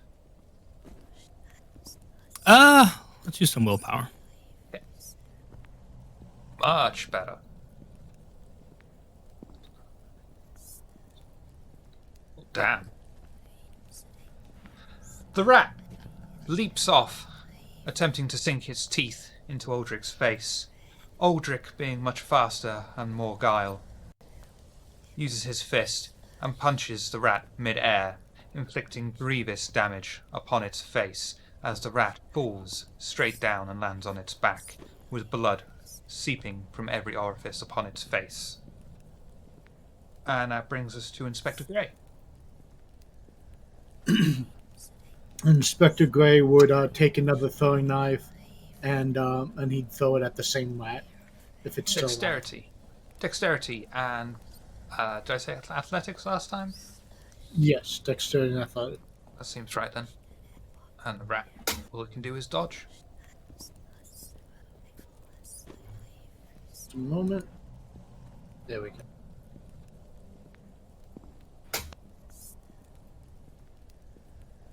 Inspector Gray.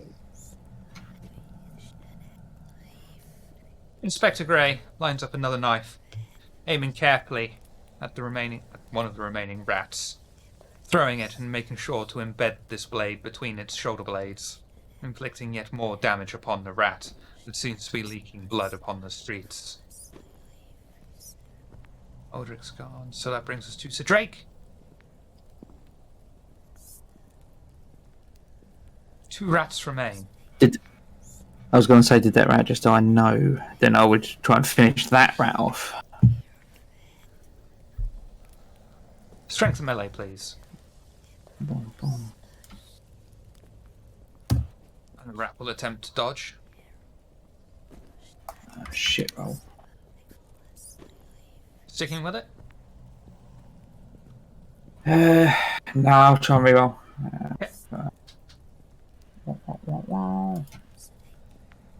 Much Fuck better. it. Sir Drake brings his sword to bear once more, striking down at the ugly, vile rat, successfully decapitating it and bringing the rat to a twitching, juddering mess upon the floor, with blood seeping out amongst the cobbled, wet stones. Eveline, 1 rat remains. I will stab at it, aiming for the jugular. Specifically aiming for the jugular. Yeah, Dexterity melee. I know that please. reverses the rules. I can't remember exactly how it works, though. So you have 1, That's a good thing, right? Yeah. 1, 2, 3, 4. 3. Oh, that's the wrong one. Yeah. 4 versus 4. And that's going to go to you, Eveline, being the attacker.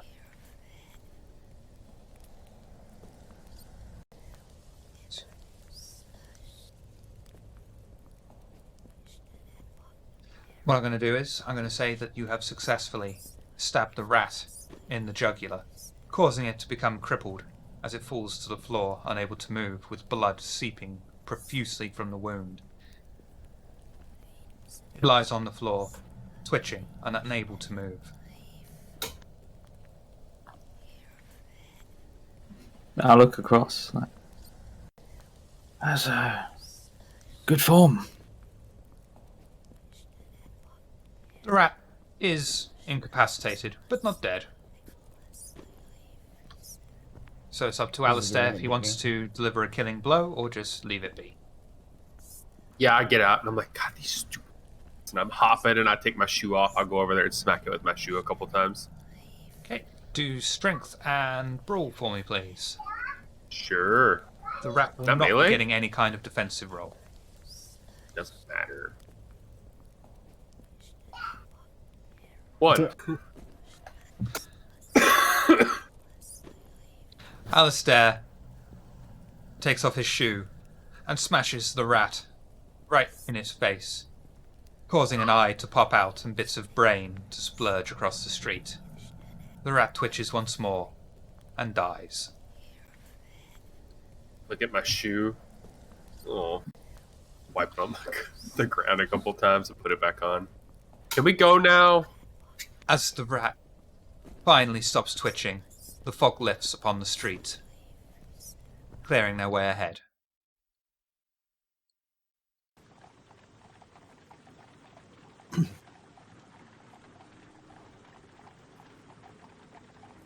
Thurston, good sir, what did you say to irritate those rats? He said nothing. You didn't speak to them?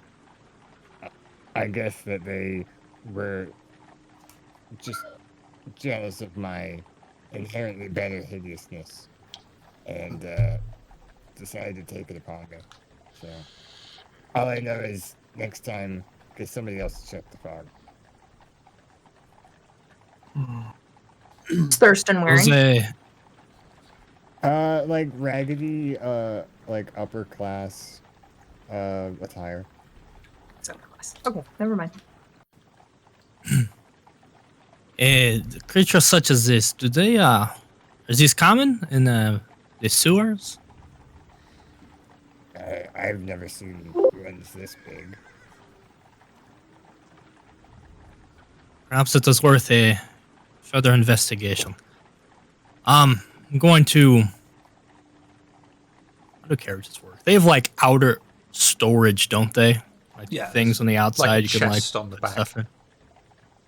That's where I'm gonna cram as many rats as I can. Into the corpse wagon. Yeah. Yes. I'm going to pick up my blades and wipe them off with a handkerchief, put them back in my side holsters. All right. Is everyone all right, Thurston? Seeing Inspector Gray wipe his blades off, Eveline will pull her dainty little handkerchief out and do the same with her scissors.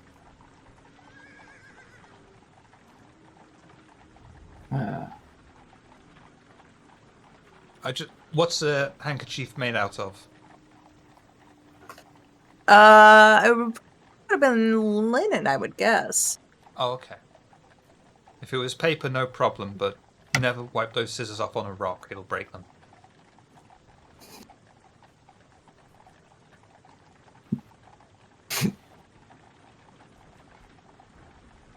If everyone is in still okay shape, we can continue. Unless we need to stop by to mend and feed anywhere? No, I'm perfectly fine. I immediately get back in. I'll be the first one back in the carriage. Okay. Proceeding to Aldrich's opium den holding. Anything you wish to discuss on the way, or just arrive? Just arrive.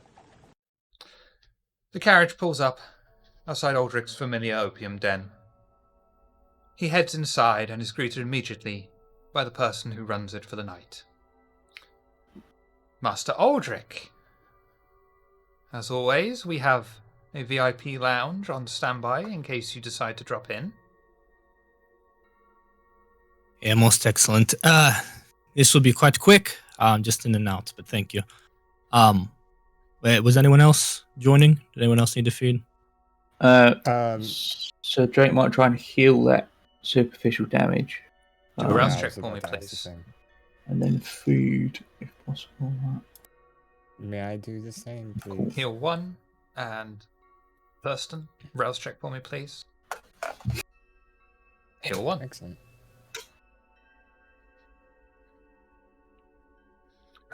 Did you say you were heading in as well, Sir Drake?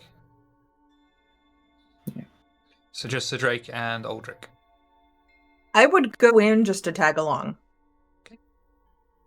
But I'm not feeding. The manager takes the 3 kindred into the VIP area.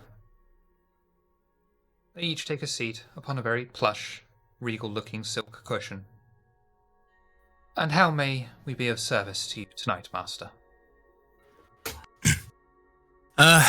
We'll need one with my usual. Who else was in there? Sorry, Thurston? Sir Drake and Eveline. Okay, cool. Sir Drake and Eveline. And then, Miss Eveline, are you partaking?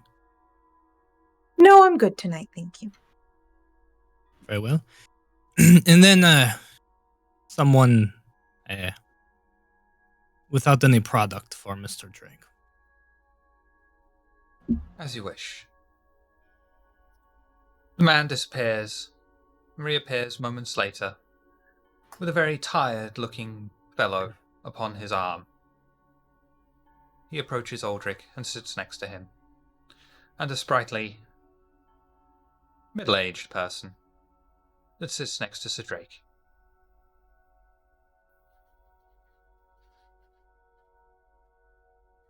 Yeah, I will do my business. Get on with it. Do your feeding roll for me, please, Aldrich.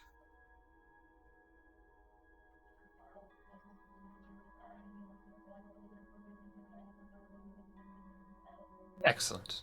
You may slake 2 hunger. As you sink your fangs into the guy's flesh, draining him of his tainted vitae and feeling the buzz yourself. I believe that incurs a bonus to your dice rolls as well, or satiating it. Excellent. Sir Drake. No, do the same. On roll. You're a bit rougher with your food, aren't you? Yeah. Excellent. Sir Drake grabs the man by his throat and slams him to the wall, pinning him down. He extends his fangs and sinks them into the man's shoulder blades, supping of his blood, and drains 2 hunger, being sure that they both lick the wound afterwards. The 2 men look delirious with pleasure as they sit themselves down, resting against each other, looking almost drunk, as Eveline just watches with a small smile on her face.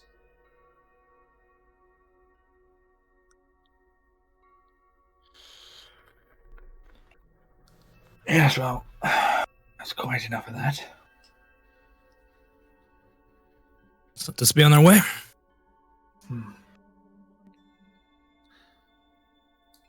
Where are you heading on your carriage ride? The Taurus Club. Excellent. The carriage proceeds through the night and heads to the address written upon the invitation. The coterie each exit out and find a man standing on the doorway to the address. He puts up a hand and holds their progress before entering. Sorry, Inspector Gray, what were you saying? Good. Before I get out, before I get out of the carriage, I want to use Blush of Life. Okay. Browse check for me, please. Gain a hunger. And you feel the vitae coursing through your veins. Your lungs, such as they are, fill with air, and your heart begins to beat once more.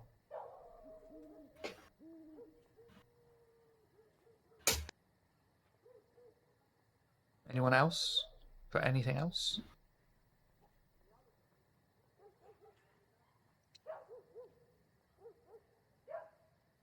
The man on the door raises his hand to hold your progress.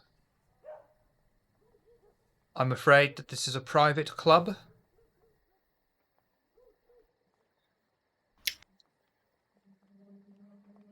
I will walk up to him holding the invitation. The man takes the invitation, looks it over, flashes his eyes back to you all. Well, everything seems in order. He hands you back the invitation. Please proceed inside, and don't cause any trouble. You'll regret it. It's not that wouldn't be proper. A good night to you, sir. And she leads the way in. Aldrich specifically looks at Thurston when he says that. Not in like a glaring way, just a very casual way. Almost like is instinctively. And then he'll lead Miss Eveline in. The Taurus Club is extremely busy and extremely decadent. Sir Drake looks around and can immediately recognize several soldiers who have all served throughout the Empire. Various skulls of bulls are seen decorating on certain individual pieces of wood and planks, and a statue of a man wrestling with a bull is seen over the fireplace. No one paid some heed as they enter.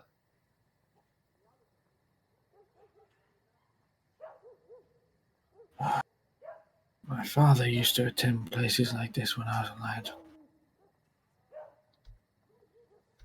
And what type of place is that? Is this? You see these trophies on the walls? I guarantee every single one of them claimed by someone who's never killed another person in their life.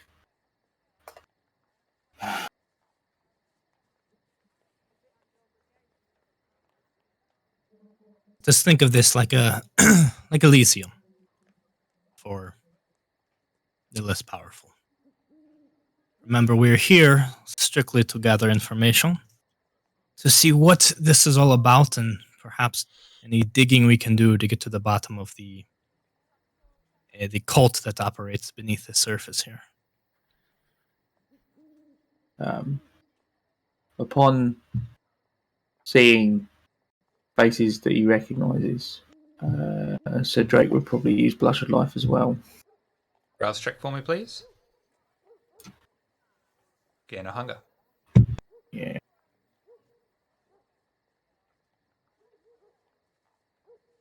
Perhaps this is an instance where we can split up once again and use our skills with the right people. Myself and Miss Eveline can try to find any respectable individuals here. Thurston and Alistair, places like this usually have more workers than they do members. Perhaps if we can get into the kitchens where the staff is or anything of this sort, They are sure to have seen or heard some interesting things. Mhm. Inspector, Sir Drake, I'm not sure why. I can see you going either way, whichever you feel best equipped to do. Perhaps even just sneaking about and not talking to people, but going poking in some of the rooms that we should not be in. I'm not sure I'm going to have a choice, but Inspector, you might want to remain low profile. Indeed. Actually, it's something Alistair is perfectly suited for. Going into rooms he shouldn't be in. That's something you're interested in? Yeah, but if I get caught, Then don't. okay. I believe I will probably just stick to the shadowier elements of the establishment. I agree that the cooking or the kitchen might be a good area to go, but I'm not going to be able to get back there looking like this.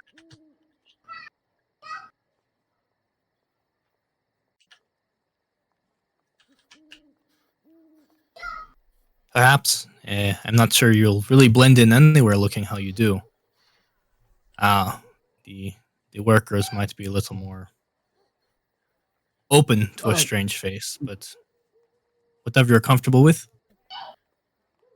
If I may, Thurston, perhaps you could make your way to the chamber pot and take it and see if you can run it to the back, saying it needs emptied. Someone may not question it.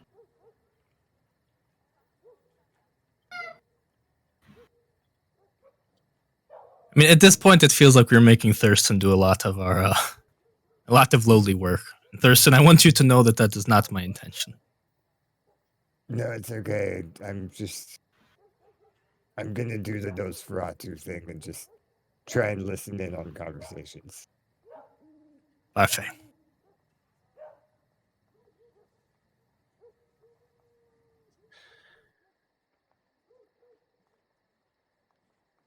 So who's doing what where? Aldrich will take Evelyn by the arm, and I guess we'll just go try to find Mingle. where an interesting cover, wherever conversation's happening, go to where drinks are served, or maybe just scan the place, and I'll just kind of whisper to her, have a better eye for these sorts of things. See if you could figure out where we should go or who we should be mingling with. I scan the room and look for someone interesting. Wits and awareness, please. Unfortunately, I got nothing in them, but we'll see what. That's fine. Why did I feel like you were good at that? I'm better at investigation than I am awareness. Eveline spies an older gentleman with a particularly impressive mustache, sat down, sipping brandy on his own son. He seems particularly distinguished, and is still wearing the regal red British military uniform.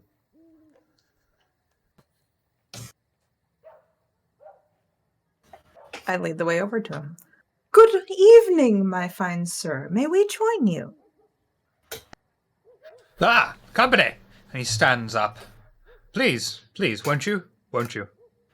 Trying not to sound like Such a Boris joke. Johnson, but I end up sounding like Boris Johnson. I take the seat. And you, good sir, please. Yes, he will sit. Aldrich will nod respectfully and just pulling out a seat for Evelyn will sit as well. And can I get you a drink or anything?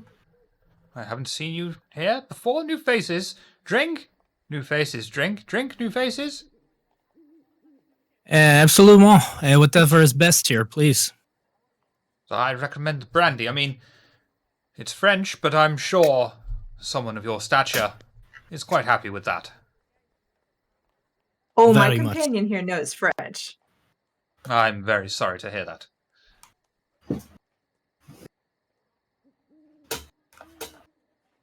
Yes, perhaps some brandies and perhaps a conversation. We are new to the club, as you pointed out.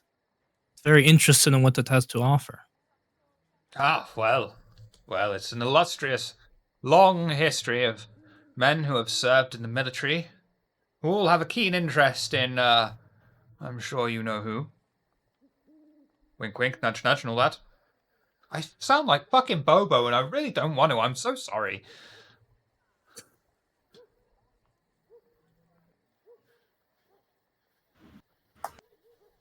And, how did you find yourselves here? Through military contacts as well. My family, well, we are French. We have found ourselves more recently aligned with the wars your country has been participating in. It's French, very strange crowd, the French. Sometimes friends, sometimes enemies. Always put up a bloody good fight, though. We like to keep things interesting. Yeah, certainly do. And tell me, what service branch were you in? Were you part of the Navy or the Army or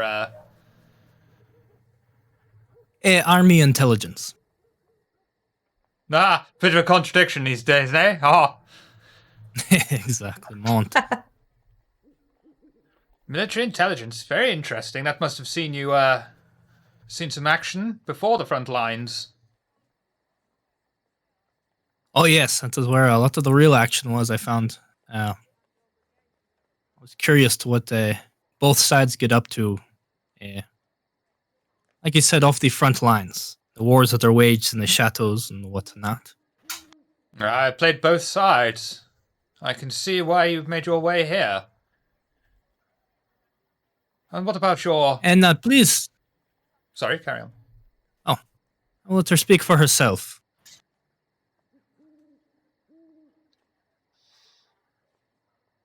Lovely lady. How did my you name find is- yourself here? Well, I was invited by my companion, of course.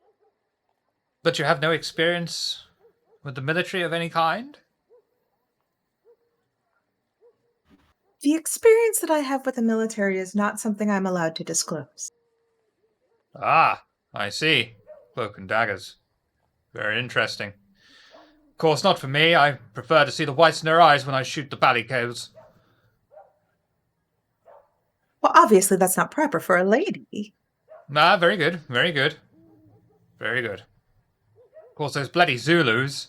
No point in having any intelligence on there. We came down with them and we forced civilization upon them. Bloody fools bloody resisted. Is that what your involvement was? The Zulus? Ah, Zulus. Bloody thousands of them. I've seen some action in the African so that campaigns, is- yes. Just there? Mostly, that's how I claim the ranks, of course.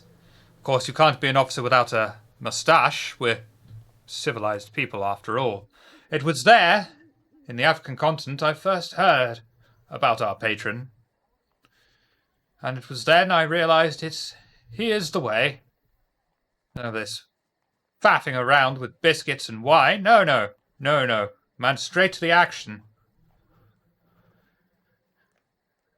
Oh, yes. Talking about the the man who hails from closer to that area, but made his way to our fine island. Your fine island, I should say. Indeed. Protects us all, keeps the waters safe. Haven't had an invasion in nearly 1,000 years. All thanks to our patron. Yes, and we're wondering how to best serve this patron. We heard this is the place to do so, but we are struggling on how we could be best, most useful. Well, usually, places are found for you. You've already taken the first steps walking in here.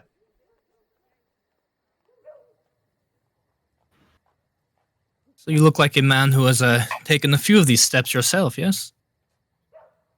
I'm only on the third step myself. Probably too bloody old now to get anywhere further, but still. It is my duty to serve in any way. And a pleasure it is. That A is still pleasure. very respectable. Yes. So, as you said, we found our way to our first step. We're hoping to have guidance from someone more experienced and more well versed in these sorts of things and how to proceed with these steps beyond. I see. Well, eventually, you might be approached by a pater. Asked to join one of the ranks of the mysteries. But this is not for talking around here. Once you're on the,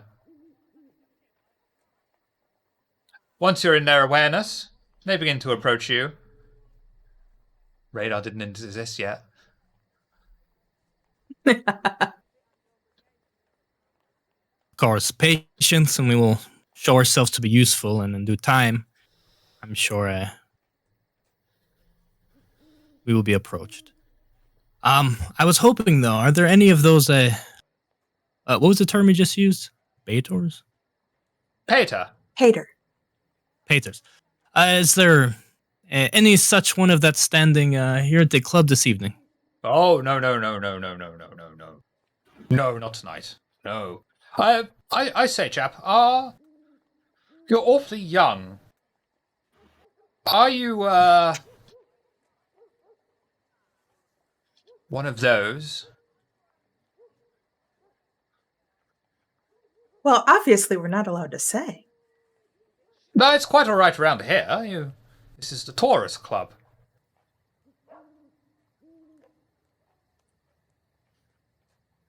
No, we are not one of those. Ah. Shame. Would have made things a lot easier for you all, but perhaps, I'm sure, in due time, if you aren't too old, it will happen.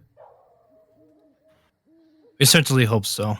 So who here, are there any of those here at the moment? Not tonight. To my knowledge, anyway. Usually when the pater comes in, you'll see a large group of them. They mingle and mix. Jolly good eggs. Fierce How reputation. can you tell who they are? The fangs, dear. The fangs, usually. Oh, of course. No pulse. Very pale. That's why I asked you. You seemed very pale yourselves. Just a case of tuberculosis? It's the powder. Thank you. A bit of mercury will sort that out. Or leeches. Strong Suffer from recommendation of leeches. Variety of ailments.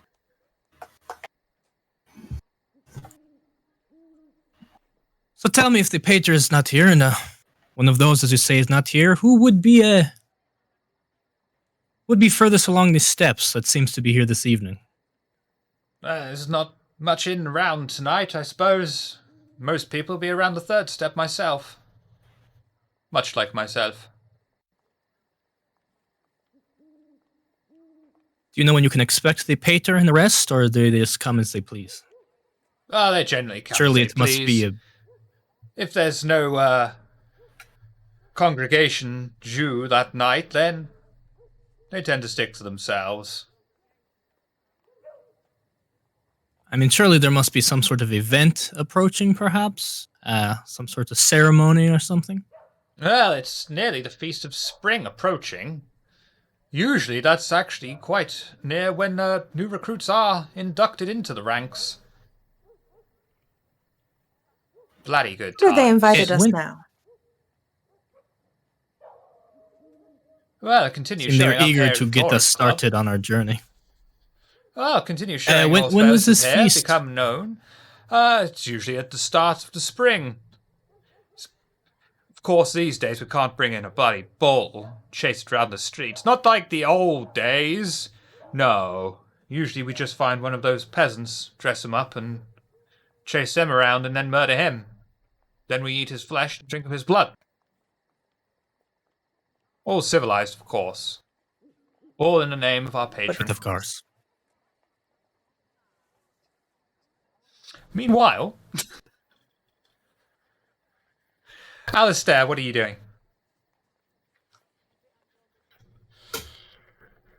Are there any? Hell if I know.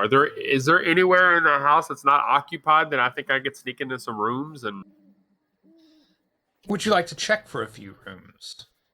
Yeah, I think at first I'm going to try to find like a fucking coat closet or something that I can go into and nobody sees me, and then cast my disappearing ability. Unseen passage. That's a rouse check, isn't it? Yeah, I think so. Yeah. Okay. Do a rouse check for me, please. Okay. Okay. I should have brought this sheet up earlier.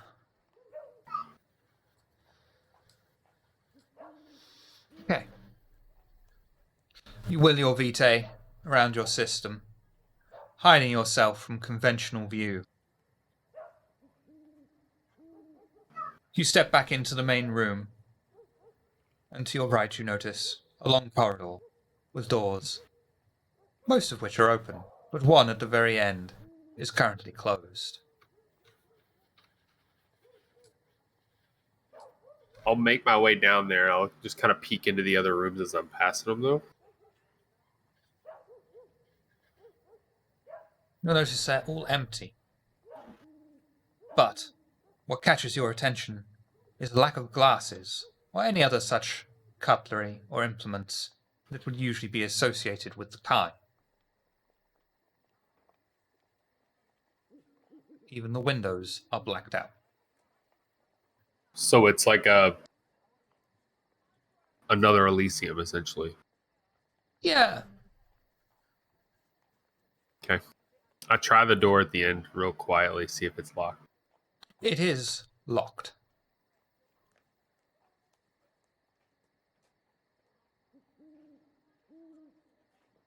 Gonna listen into the door, see if I hear anything on the other side. Mumbling of talking or anything. You will hear the sound of a female's voice, strong and noble in its tone, with a slight hint of an accent that you're unable to place. Just her? Yes. Okay. I don't open the door. Wise move. Yeah. So I go back down the hallway. And I will slowly try to find Aldrich.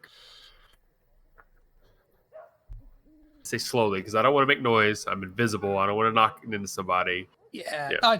That's going to be free. You'll be able to skillfully navigate your way through without drawing attention to yourself. Find Aldrich sat talking to the man with the impressive mustache. I will, if he's on like a chair, I'll kind of behind him. I'll lean in and be like, "It's me."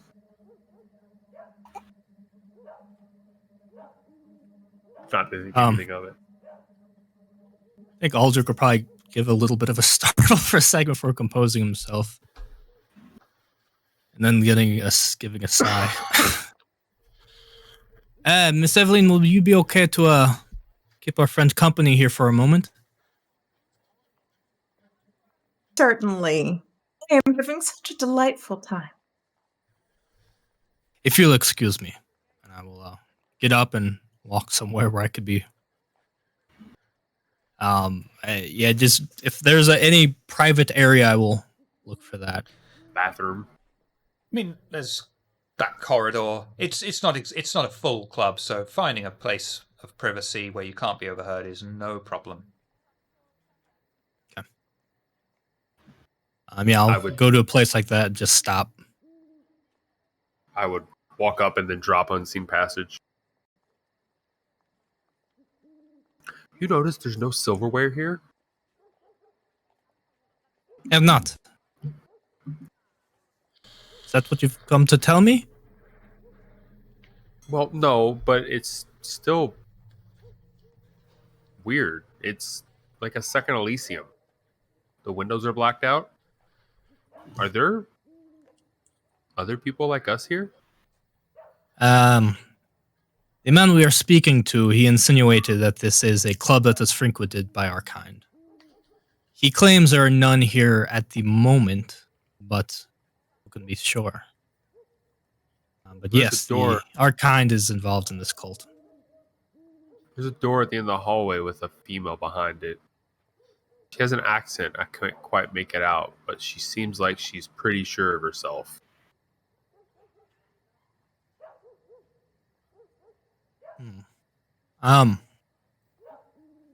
Perhaps we should find Sir Drake can tell if someone is one of us, I believe.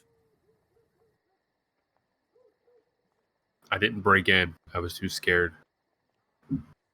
And no, that is it's good to show caution, especially now that we know what we're dealing with.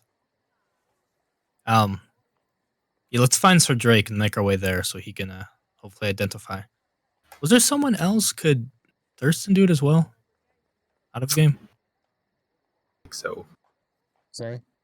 identify accent. Sense the beast. Was that Thurston or Sir Drake or Oh, both? No, Yes. sense the beast. I can sense the beast. That's just Thurston, so Drake can't do it. Oh no, I got it mixed up. Then replace that name with Thurston's name, and that's what he said. Yes, find Thurston, and he can tell us what we're dealing with. Should probably check the lavatory first. I think he was told to go there.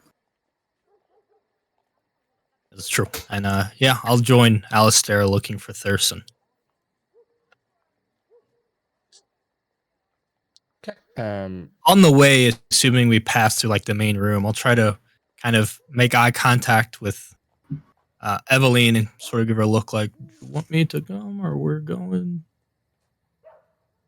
You want to come into the Checking in looms? with her. Just Yeah, are you okay? I'm assuming everything's still okay Yeah, and yeah. making polite dinner talk like I have been trained my entire life to do. And that man is lapping it up. I would have been in the main room. I mean, since they're gonna grab me and drag me somewhere else anyway, I just say that I was listening in on a group or attempting to listen in on a group. Whatever group I found that seemed kind of chatty, but not like boisterously so. You would have heard various references to brides, crows or ravens, and then relatively mundane talk. Thank you.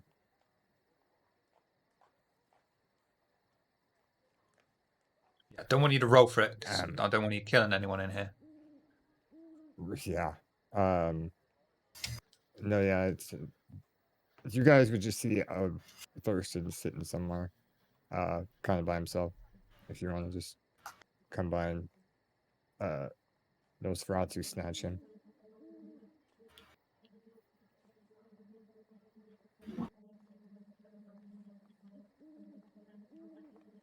yeah, we'll do that. I don't remember. Where was the inspector and Sir Drake during this? That's a good question. Sir Drake, Inspector Grey, what art thou doing? So you go first, Inspector.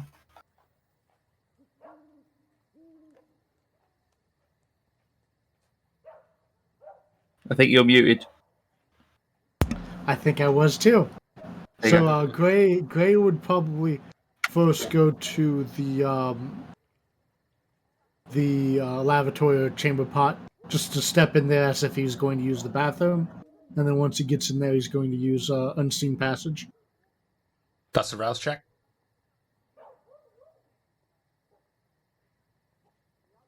Lovely. You will the vitae And, through your system and begin to disappear. Though that's not actually true, but it's good enough. And I want to kind of look around. If there's an upstairs, I may head upstairs and look around.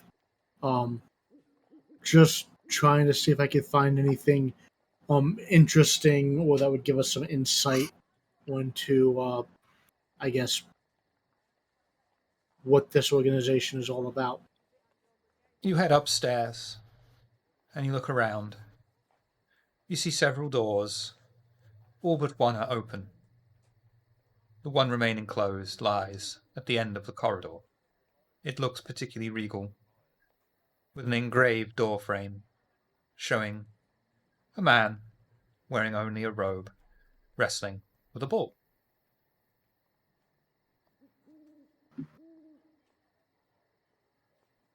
And is that door locked? Yes. Okay. Tighter than a nun's chastity belt.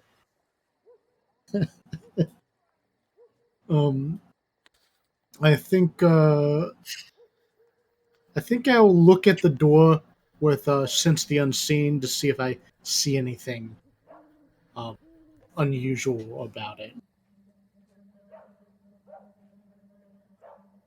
I'll let you do that for free. It's a door. Like, good. In that case, Gray would probably No head blood. downstairs. He would head downstairs and just kind of casually wander around, standing close to some people talking, see if he can overhear something they're saying, maybe see if he can read something they might have written, just kind of keeping far enough away that he's not going to bump into anyone, but just eavesdrop, more or less.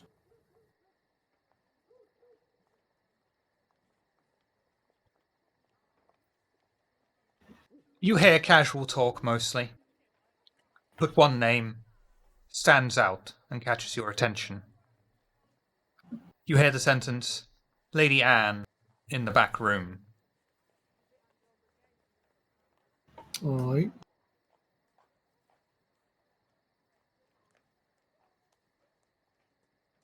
I suppose once I have that information, I'll start looking around for some of the other Coterie members. Sir Drake, On the subject of not killing anyone in here, so Drake's going to quickly scan the room, and are there any East India officers present? absolutely not. Okay. If you do for me wits and awareness, though, please. It's just wits.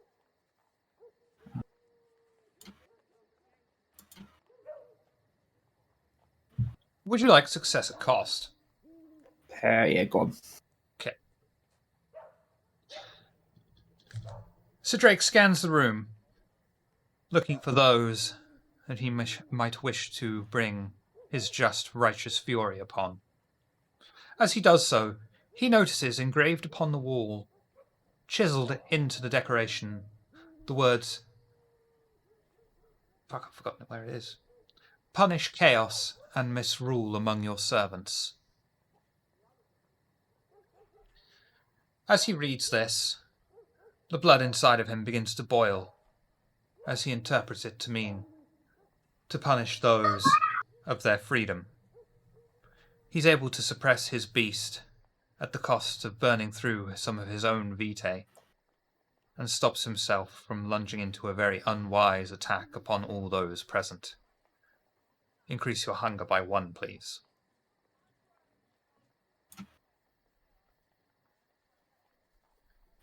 Alright.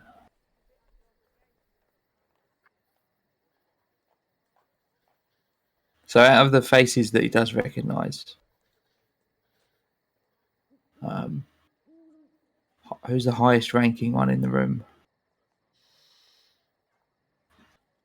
Aside from the distinguished gentleman with the mustache that is talking with Eveline, you will recognise Captain Adder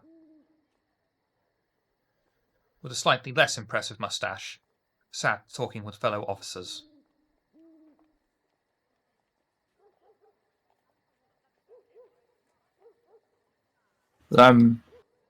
Walk over to table that he's sitting at and take out the service revolver, but like holding it by, not gripping it by the handle, just holding it in there. Just place it down on the desk.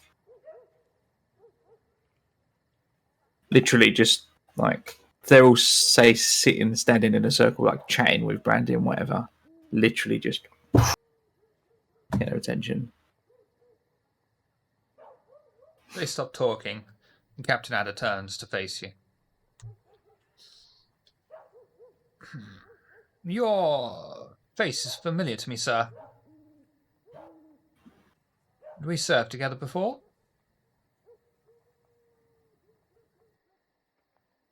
You don't get one of those without a commission of some kind. Nod gesture to the Webley. Pick it back up again. Put it back on the inside of my coat. Captain Adder, if I remember correctly. Yes. Have we had the pleasure before, sir? You'd have to fill me in on that one, Shiv. It's entirely up to you. Okay.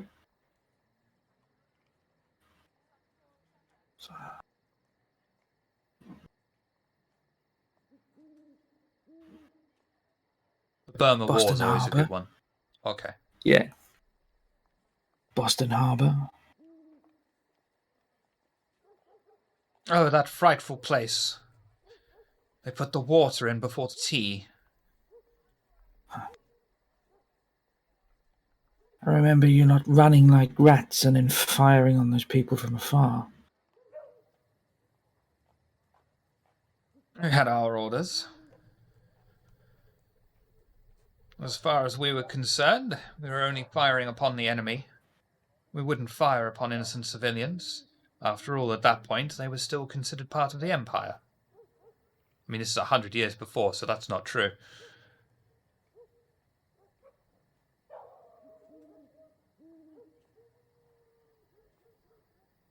We'd only fire on civilians if they posed imminent danger.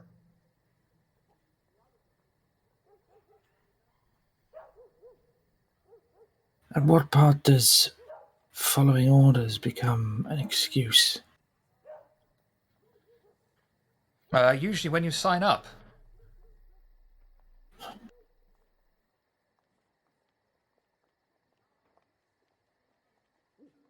We both know if that was the case, no one would ever be court-martialed for anything. Officers are rarely court-martialed unless they've eaten the general's pigeon or similar. I'm very aware of that fact. Tell me, some men are bred when to you're lead, most men are bred to follow. We are a cut above. Oh. So when you're not earning rank by killing villagers armed with nothing but sharp mango, And I gesture to he knows the reference, and I gesture to the animal heads on the wall. you're quite the hunters, I see. You misunderstand, sir. These animals were all part of a great ceremony. You'll notice they are all heads of a bull. Surely you understand the connection. Let's consider me an initiate to our little arrangement here. Perhaps you'd like to enlighten me. I can only say so much, sir. After all, it is a secret society. It wouldn't be much of a secret if I were to reveal the secrets. But hopefully soon you will be one of our rank anyway. And each year a bull is sacrificed in recreation of our great patron's triumph. when he single-handedly slew a bull with his bare hands.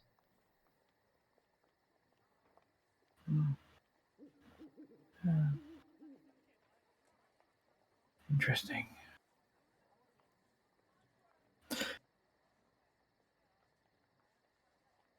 This little, this venture of ours, this little club of ours. Hardly little, I've- sir. It spreads across the continent, perhaps even the Empire itself.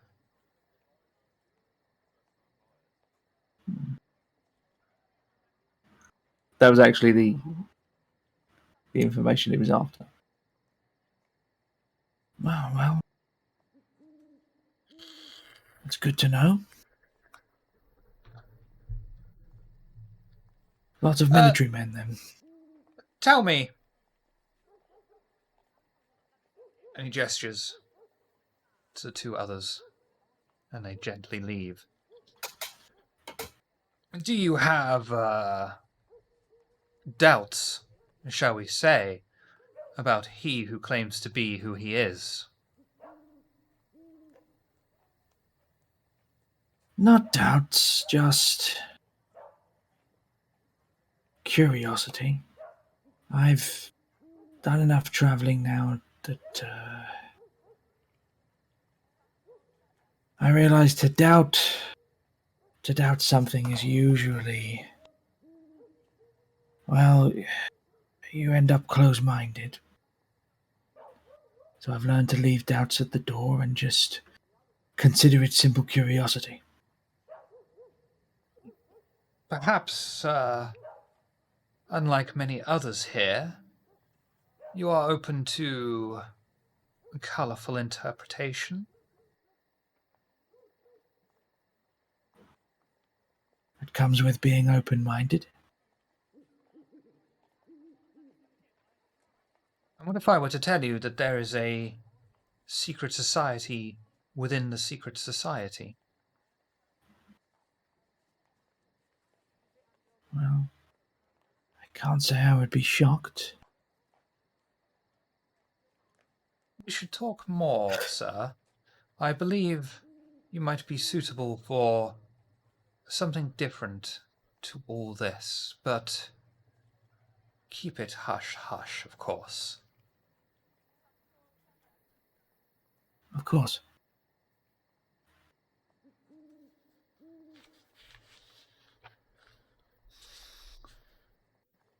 I shall be in touch with you, and perhaps I might be able to arrange a meeting that would be of great benefit to you if you are of an open mind.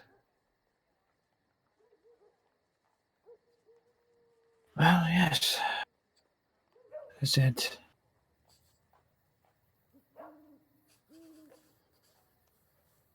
a curious mind is an open one, so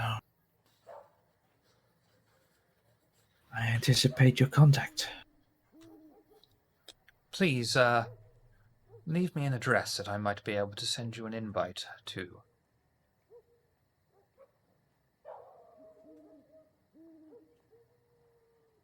Scribbles,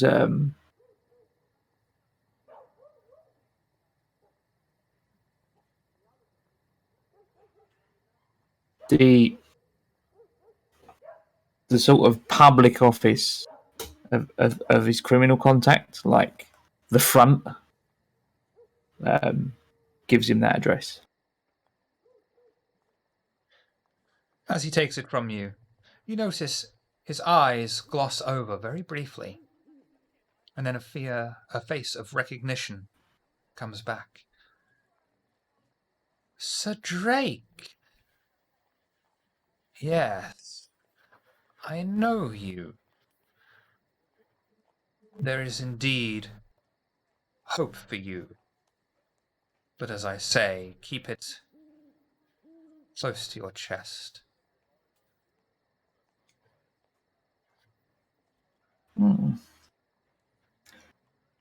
First you had my curiosity, Captain, and now you have my attention. Excellent.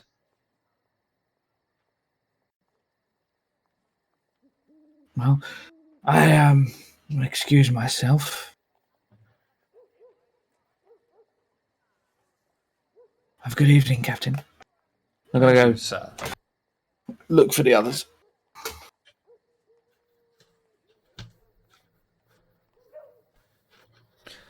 All meeting up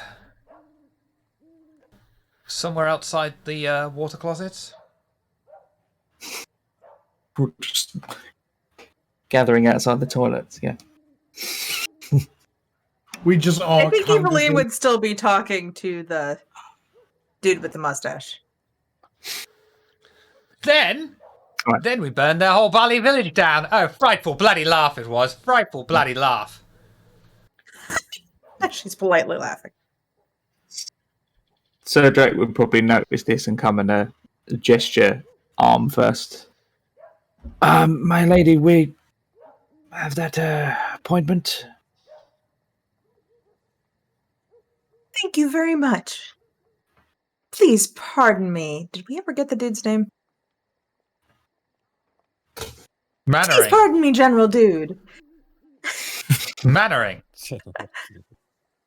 Mannery? Bojo. Mannering. Mannering? Mannering, yeah. Please pardon me. General? General, do we know? General Just Mannering, Mr. it is now. Just Mr. is fine. Mr. Mannering, I am being called away to join the rest of my companions. It was such a delight talking to you. And also with you, my lady. Whatever you do, Shall don't talk to Private Pike. He's constantly giving his name out. noted. May we meet again. And as we walk away, Drake's lean into Nadine. There's a reason the rank and file used to call him Meandering Mannering. Just, I appreciate and applaud your patience. That's the proper thing for a lady to do.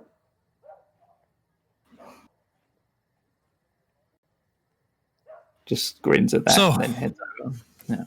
What have we brought to shared with Alistair and some of the others? We have learned through long-winded gentleman that the place is frequented by our kind. Those in the upper echelons seem to be of the blood.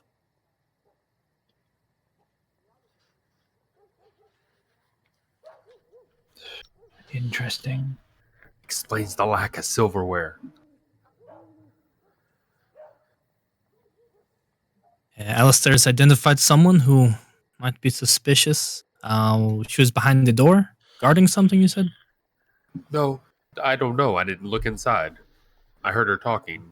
I wasn't about to go inside when I could hear them talking. That's a death sentence. Yes, and she had a strange accent, you said. Yeah. Very noble sounding with a strange accent. I wonder if that would be Lady Anne. I heard her name mentioned, and she was said to be in the back room. What Would we about know her? who that is? Yeah, do any of us recognize that name? Nope. I just know the name, nothing more. I overheard it. I That's heard good. some chatterings of brides and crows and sons. I honestly think they were just playing a game of Mad Labs, but Mad Libs. But who could really tell with this place? So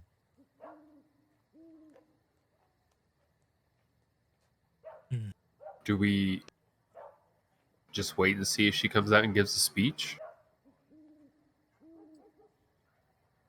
It didn't sound like any speeches were planned tonight. No, there's a... How far away is the beginning of spring? What's the season are we in? We're Late right now, February. right? Yeah, ish. until I have to fuck around with the timelines. But yeah, So like a few weeks-ish is probably when that yeah. thing would happen. So if we wish to wait a few weeks, there is a ceremony of sorts that will be taking place. Don't know if we have that much time though.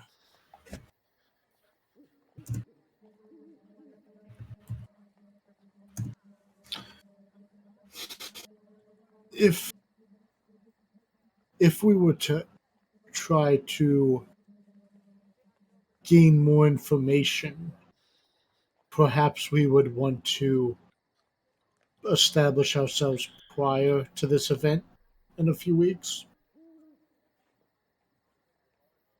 Yes, it depends how far in we want to go. I was hoping just to find someone and squeeze the answers out of them without fully getting indoctrinated into whatever this is. Yeah, but that And- was kind of before we knew that other kindred were here. True. But the kind here are aware of the kindred as well, so they seem quite open about the quite loose with the masquerade. And what did you find anything more about this place? Yeah, Well, Were you there asking? seems to There's be no windows. multiple steps to get in. yeah. Some sort of kindred run club of sorts. Interesting. Not seen anything that seems to be out of ordinary from another cult of Mithras, though. Ah, I see. You all noticed all the bullheads on the wall, though? Yes, that is a large part of the symbology. Everywhere that there are kindred in this city, it seems they want to throw a bullhead up to let them know. Let Mithras know that we're all on his side. And apparently there used to be yearly bull hunts in the street. I mentioned it That was a sounds fun. ceremony of some kind. Yes. Or if you get to ride the bull. That's just silly.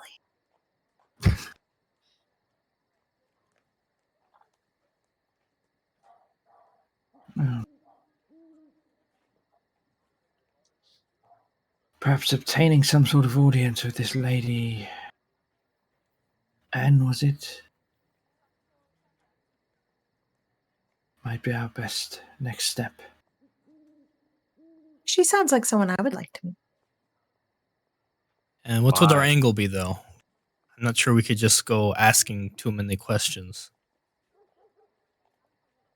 We were playing up that we wanted to rise in the ranks, but my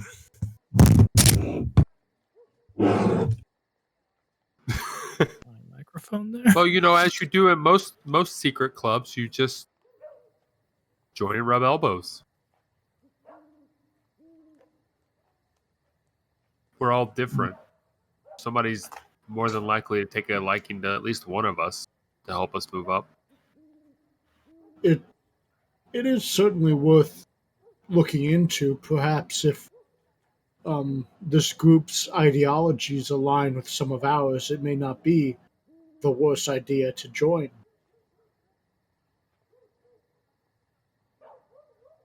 He'll, at that point, Drake will gesture over to the carving that you mentioned.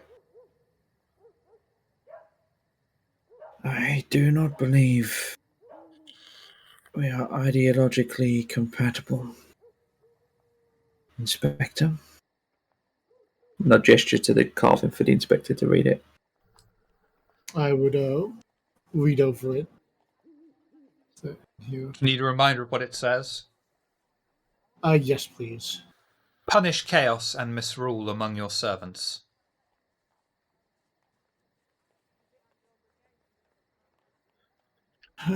I see. I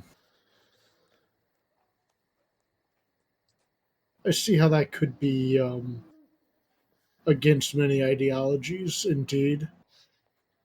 I certainly think it's good to punish the unjust, I don't necessarily think forcing people into servitude is the best course of action.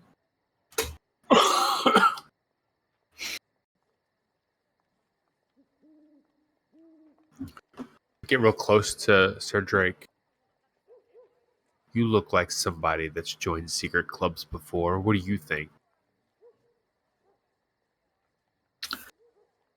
I think we've a gain audience with this lady, and we burn this fucking club to the ground. Can we not be here when you do that? Well, that would be the plan. Okay, good. We cannot burn the club to the ground because this club is a club for Mithras. Mithras is our... Yeah, that would He's be very bad. much in charge of us. We need to identify the club within the club. Then Wait, there's a club in the club? Yes, we were told that and that's the whole reason we're investigating this. We're told by Bainbridge that he suspects some sort of splinter group. Anybody talk to anybody that said anything about that? I'm gonna grab something to write on.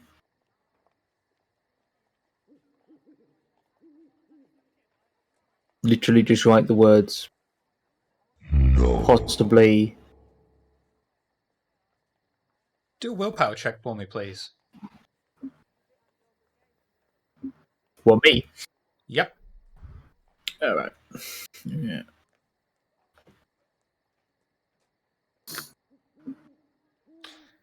You attempt to write down, I assume what you were told, about the club within the club. No.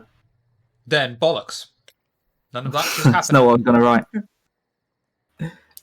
What I was gonna write was possibly, and then just not here, and give it to Aldrich. Is that in reference to the club within the club? No. Okay, then carry on.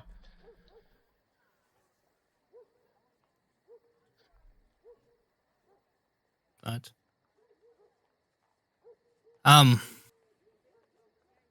we should step outside for a moment. Do you think it's worth investigating the woman that Alistair identified in the meantime? How? Perhaps inquiring about this Lady Anne and speaking to her.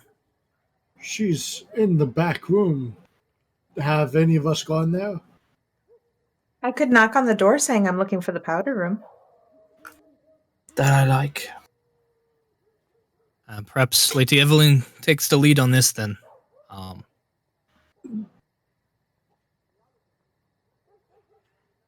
Do you think the... Oh, well, never mind. Never mind.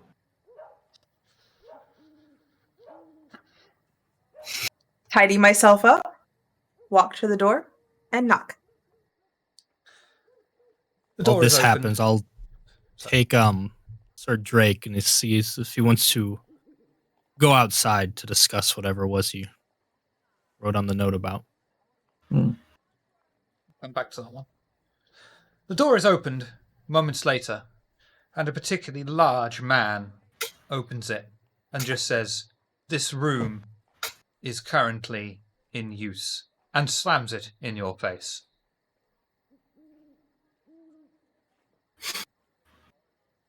I knock again. The door is opened by the particularly large man once more and says, "In Just let me know how use. long you're going to be. As I long totally as understand. it takes. There are other rooms. I mean, Go use obviously. them." Oh yeah, I'm looking for the powder room. This isn't it? "No, that way." And slams the door in your face.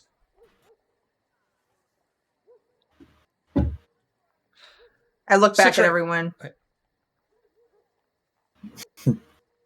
Sir Drake and Aldrich, are you stepping out onto the streets? Yeah. Okay.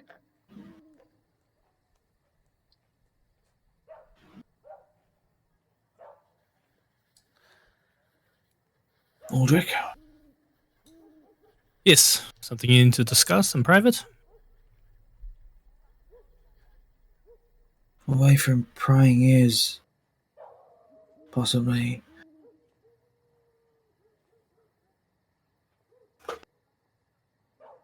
I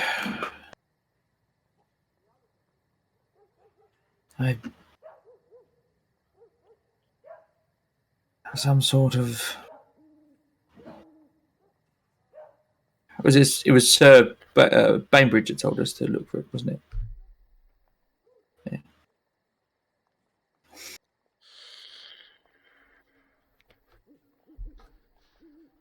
Something towards Sir Bainbridge's objective.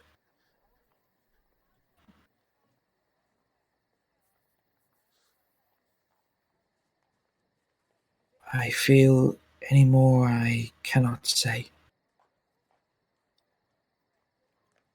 So you said you don't think Sir Brainbridge is objective?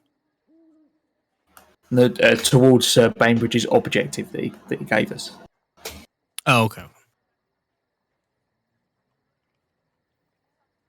Any more I Agreed. feel I cannot say.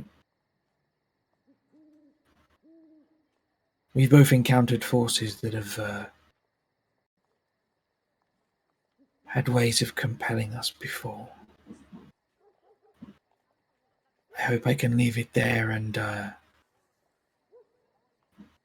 you will understand what I am gesturing at. Yes, I think I do understand. Good to know.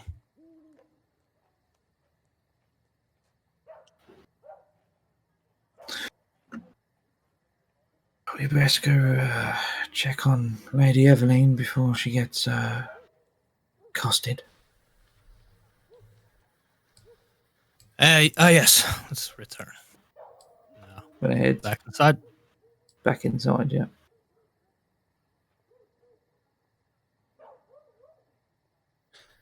You head back into the club, catching up with the rest of the coterie, and a very deflated-looking Lady Eveline.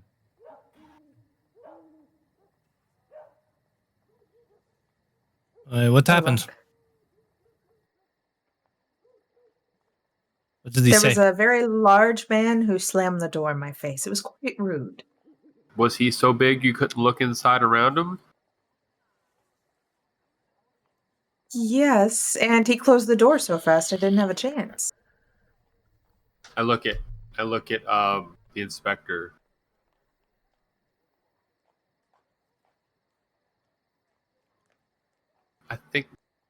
I think we need to play a trick. Oh, Yeah, I think one of us needs to go invisible and go knock on the door. And when he opens the door, he's not going to see anybody. Just try to get a look inside.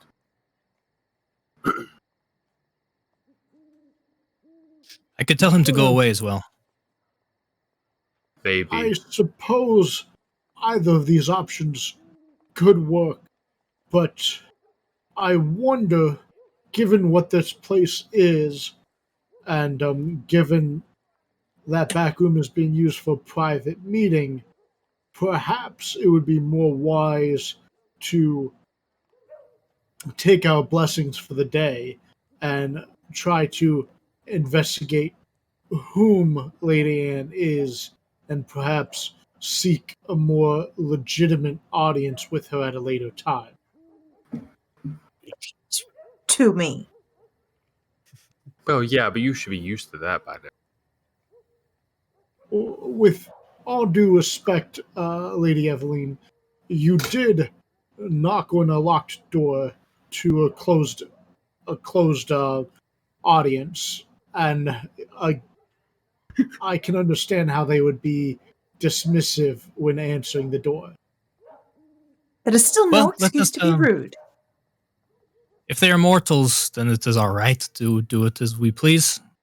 But if they're not, how about this, Thurston? I will knock on the door. You be with me. Yes. See if you can tell if this individual is one of us or not. Simply tap me on the shoulder if he is of the blood, and we will investigate at a later time, perhaps. If he is not of the blood, then I will tell him to let us in. All right. Yeah. All right. Yeah, I was going to agree with the inspector that, as privy as I am to wanting to gather information, we might have exhausted what we can investigate today.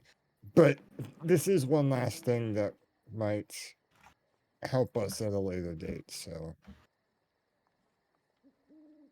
Okay. Thurston, if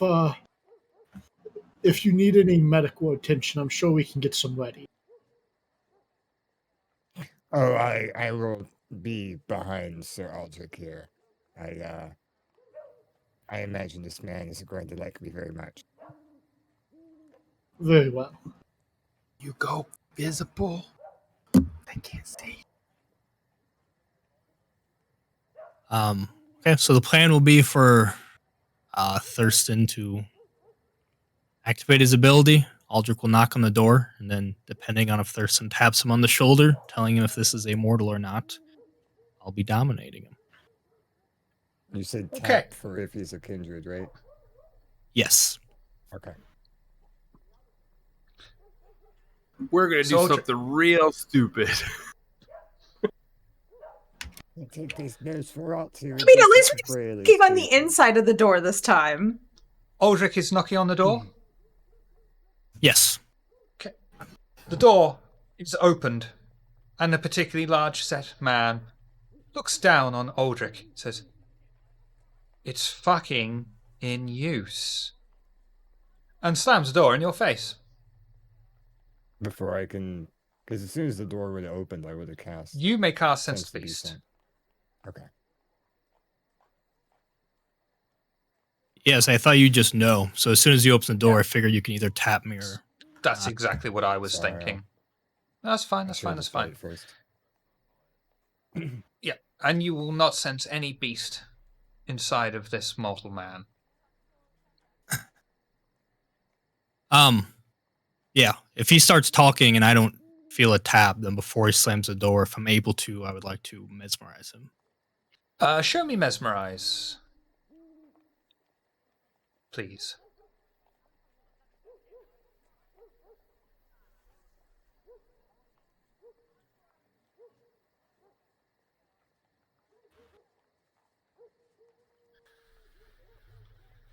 Okay, do a rouse check for me, please.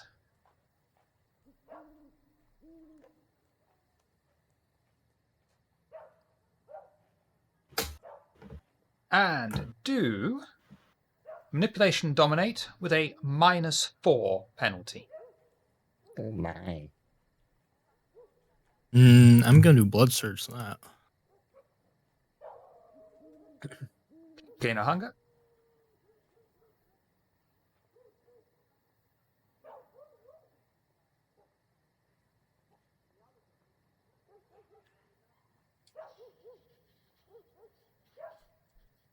Oh, that was not -4. Let me try that again.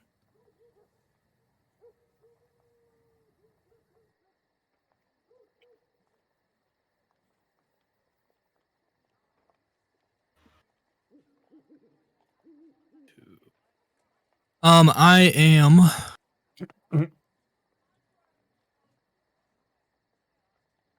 gonna willpower 2 of those. Okay.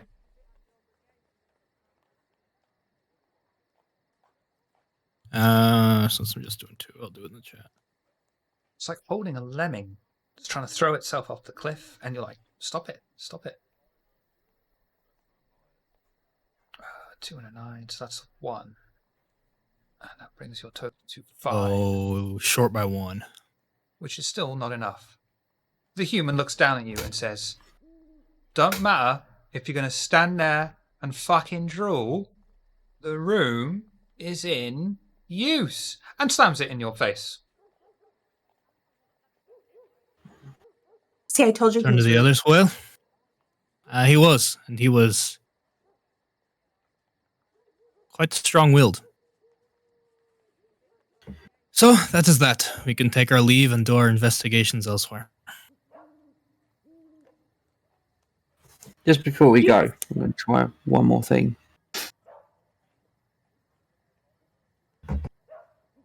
I'll lean up and knock, but as I'm knocking, I'll shout through the door.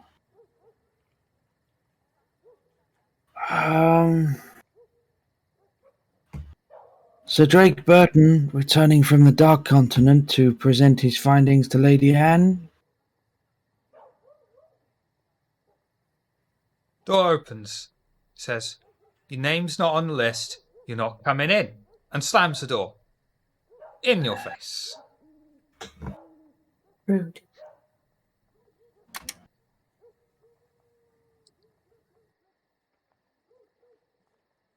Frustrating. Well, we best leave before I come back here with a box of matches and do something I regret. Do you think there's anything we could say to her to get her to come out? I just tried. No, I mean, we can wait around for them to leave. Or we can just try to do some digging to figure out who this is. But I don't know where to even start. The only lead we have is this club, so. So we come back another night? We can. Yeah. We've not gotten ourselves in trouble yet.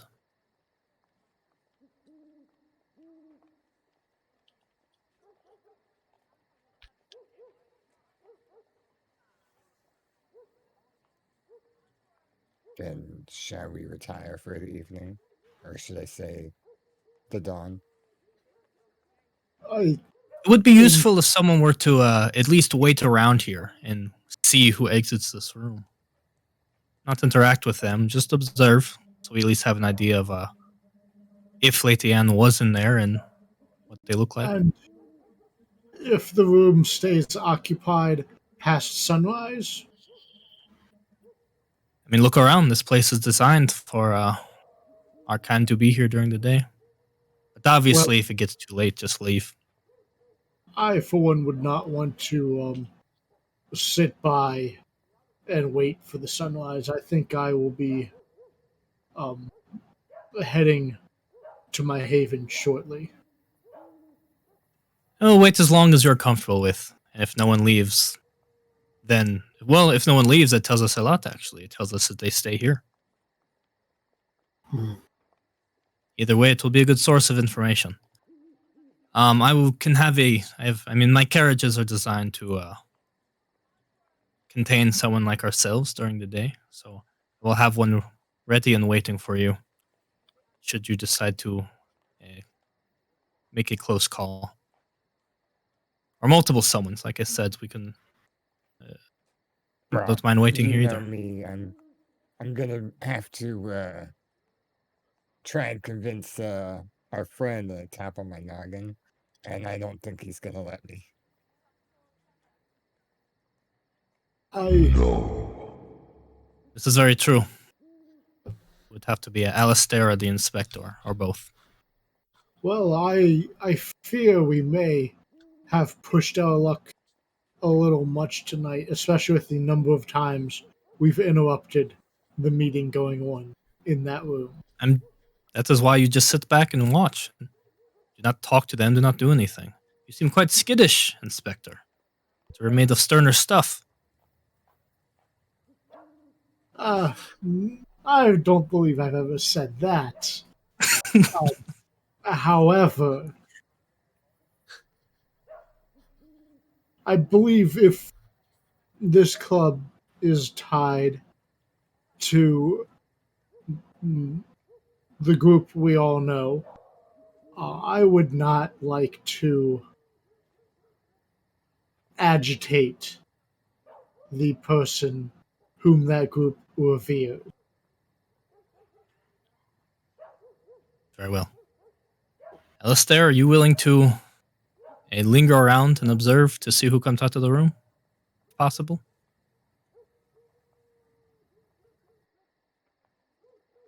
Sure. Good enough.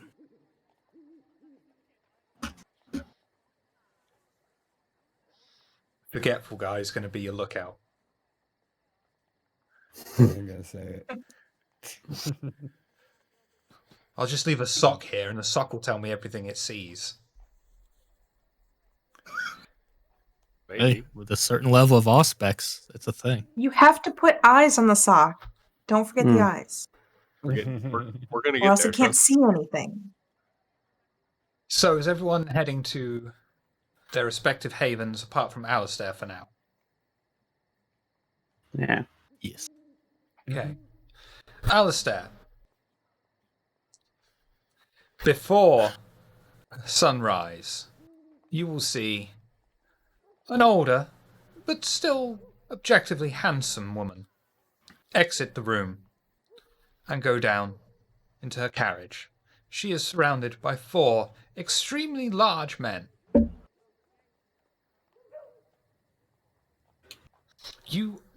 Did you ever look under the painting in the basement? Okay. But based on what you were just saying, me, as in Tina, I'm kind of gathering what's going on here. So Alistair's just going to be like, Oh. In that case, Aldrich, willpower check for me, please. Well, I want to say one little thing. When we get back in the carriage, Eveline says to Aldrich, "You did a wonderful job masquerading as someone else back there. So glad I know the real you." shiver. Actually, when we were in there with Serena, didn't they pull the cover off of the painting? I think she Yeah. looked under it. I don't know if she pulled it off, did she? No, he No, pulled we pulled it yeah. off. No, I think I almost called you a mom. Thurston pulled it off, and you had said we were all standing there. Nobody was under the effect anymore. So in that Oh, yeah, case- you did say that. You will recognize that the painting, the woman, is the woman from the painting.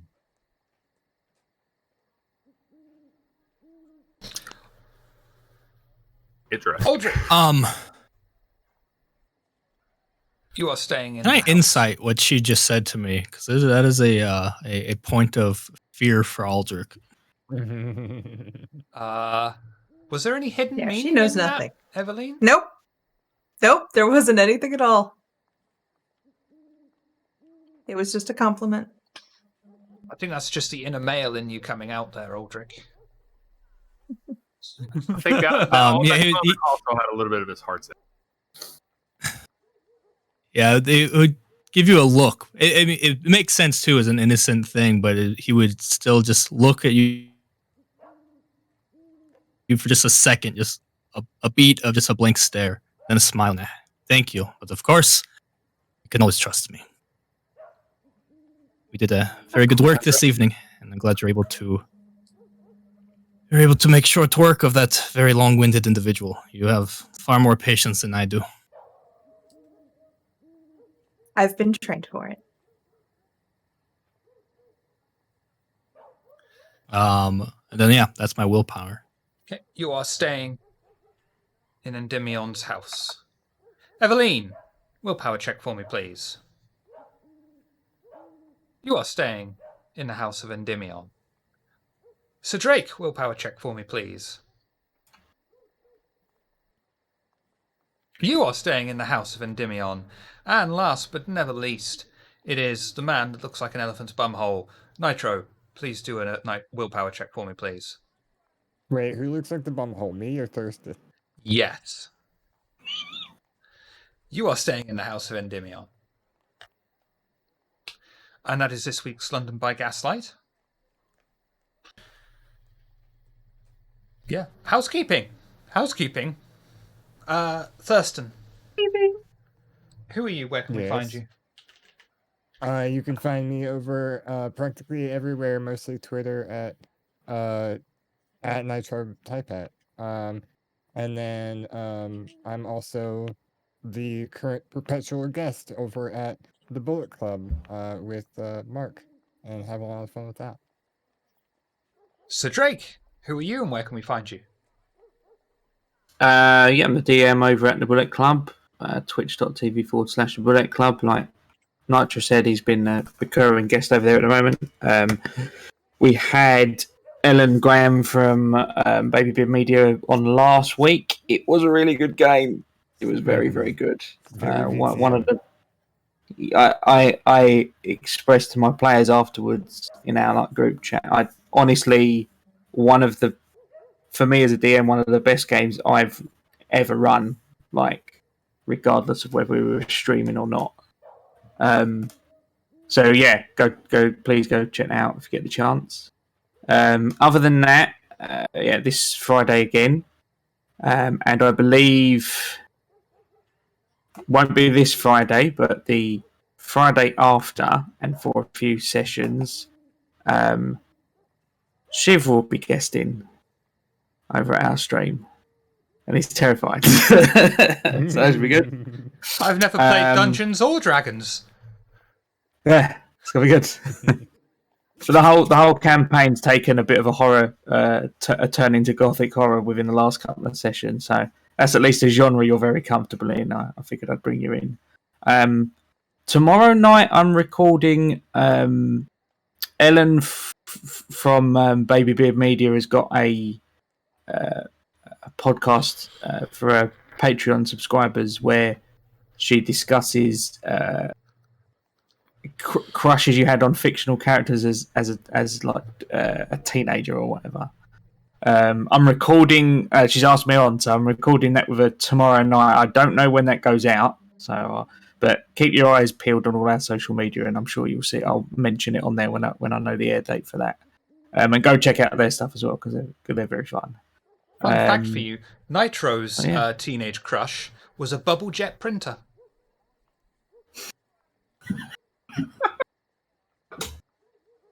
Poor Nitro.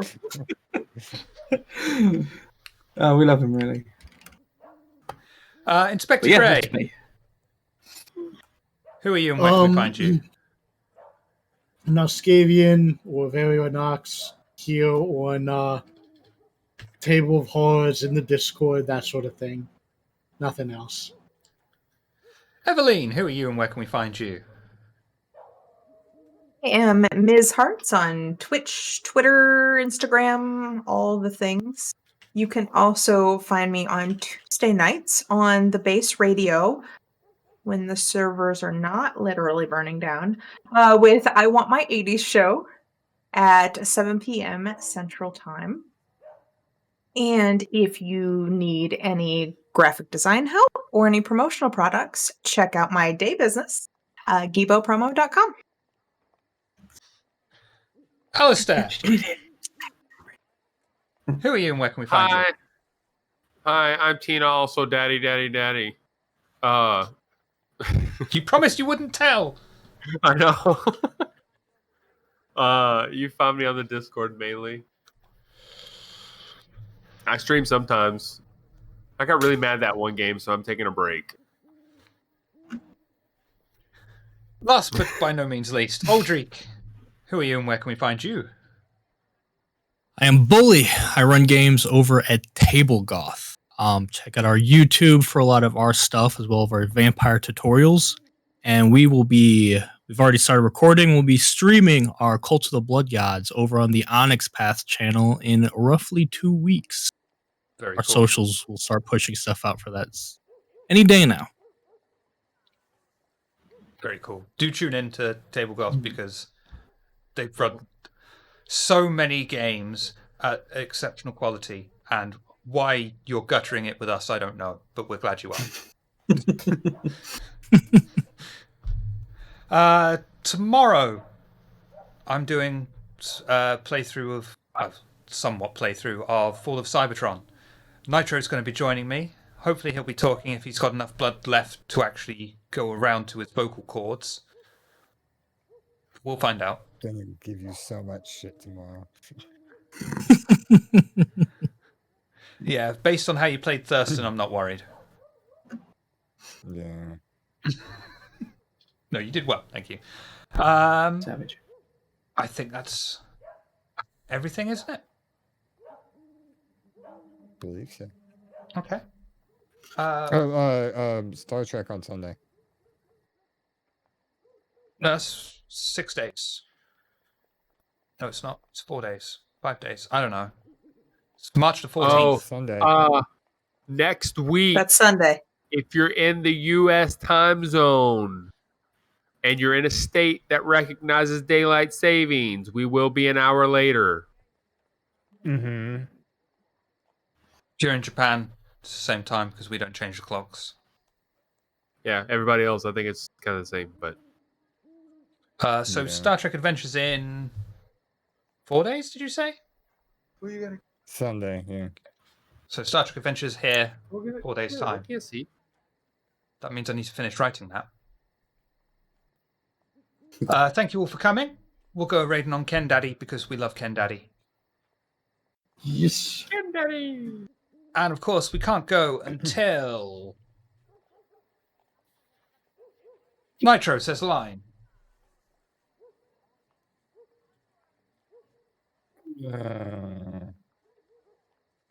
That was it.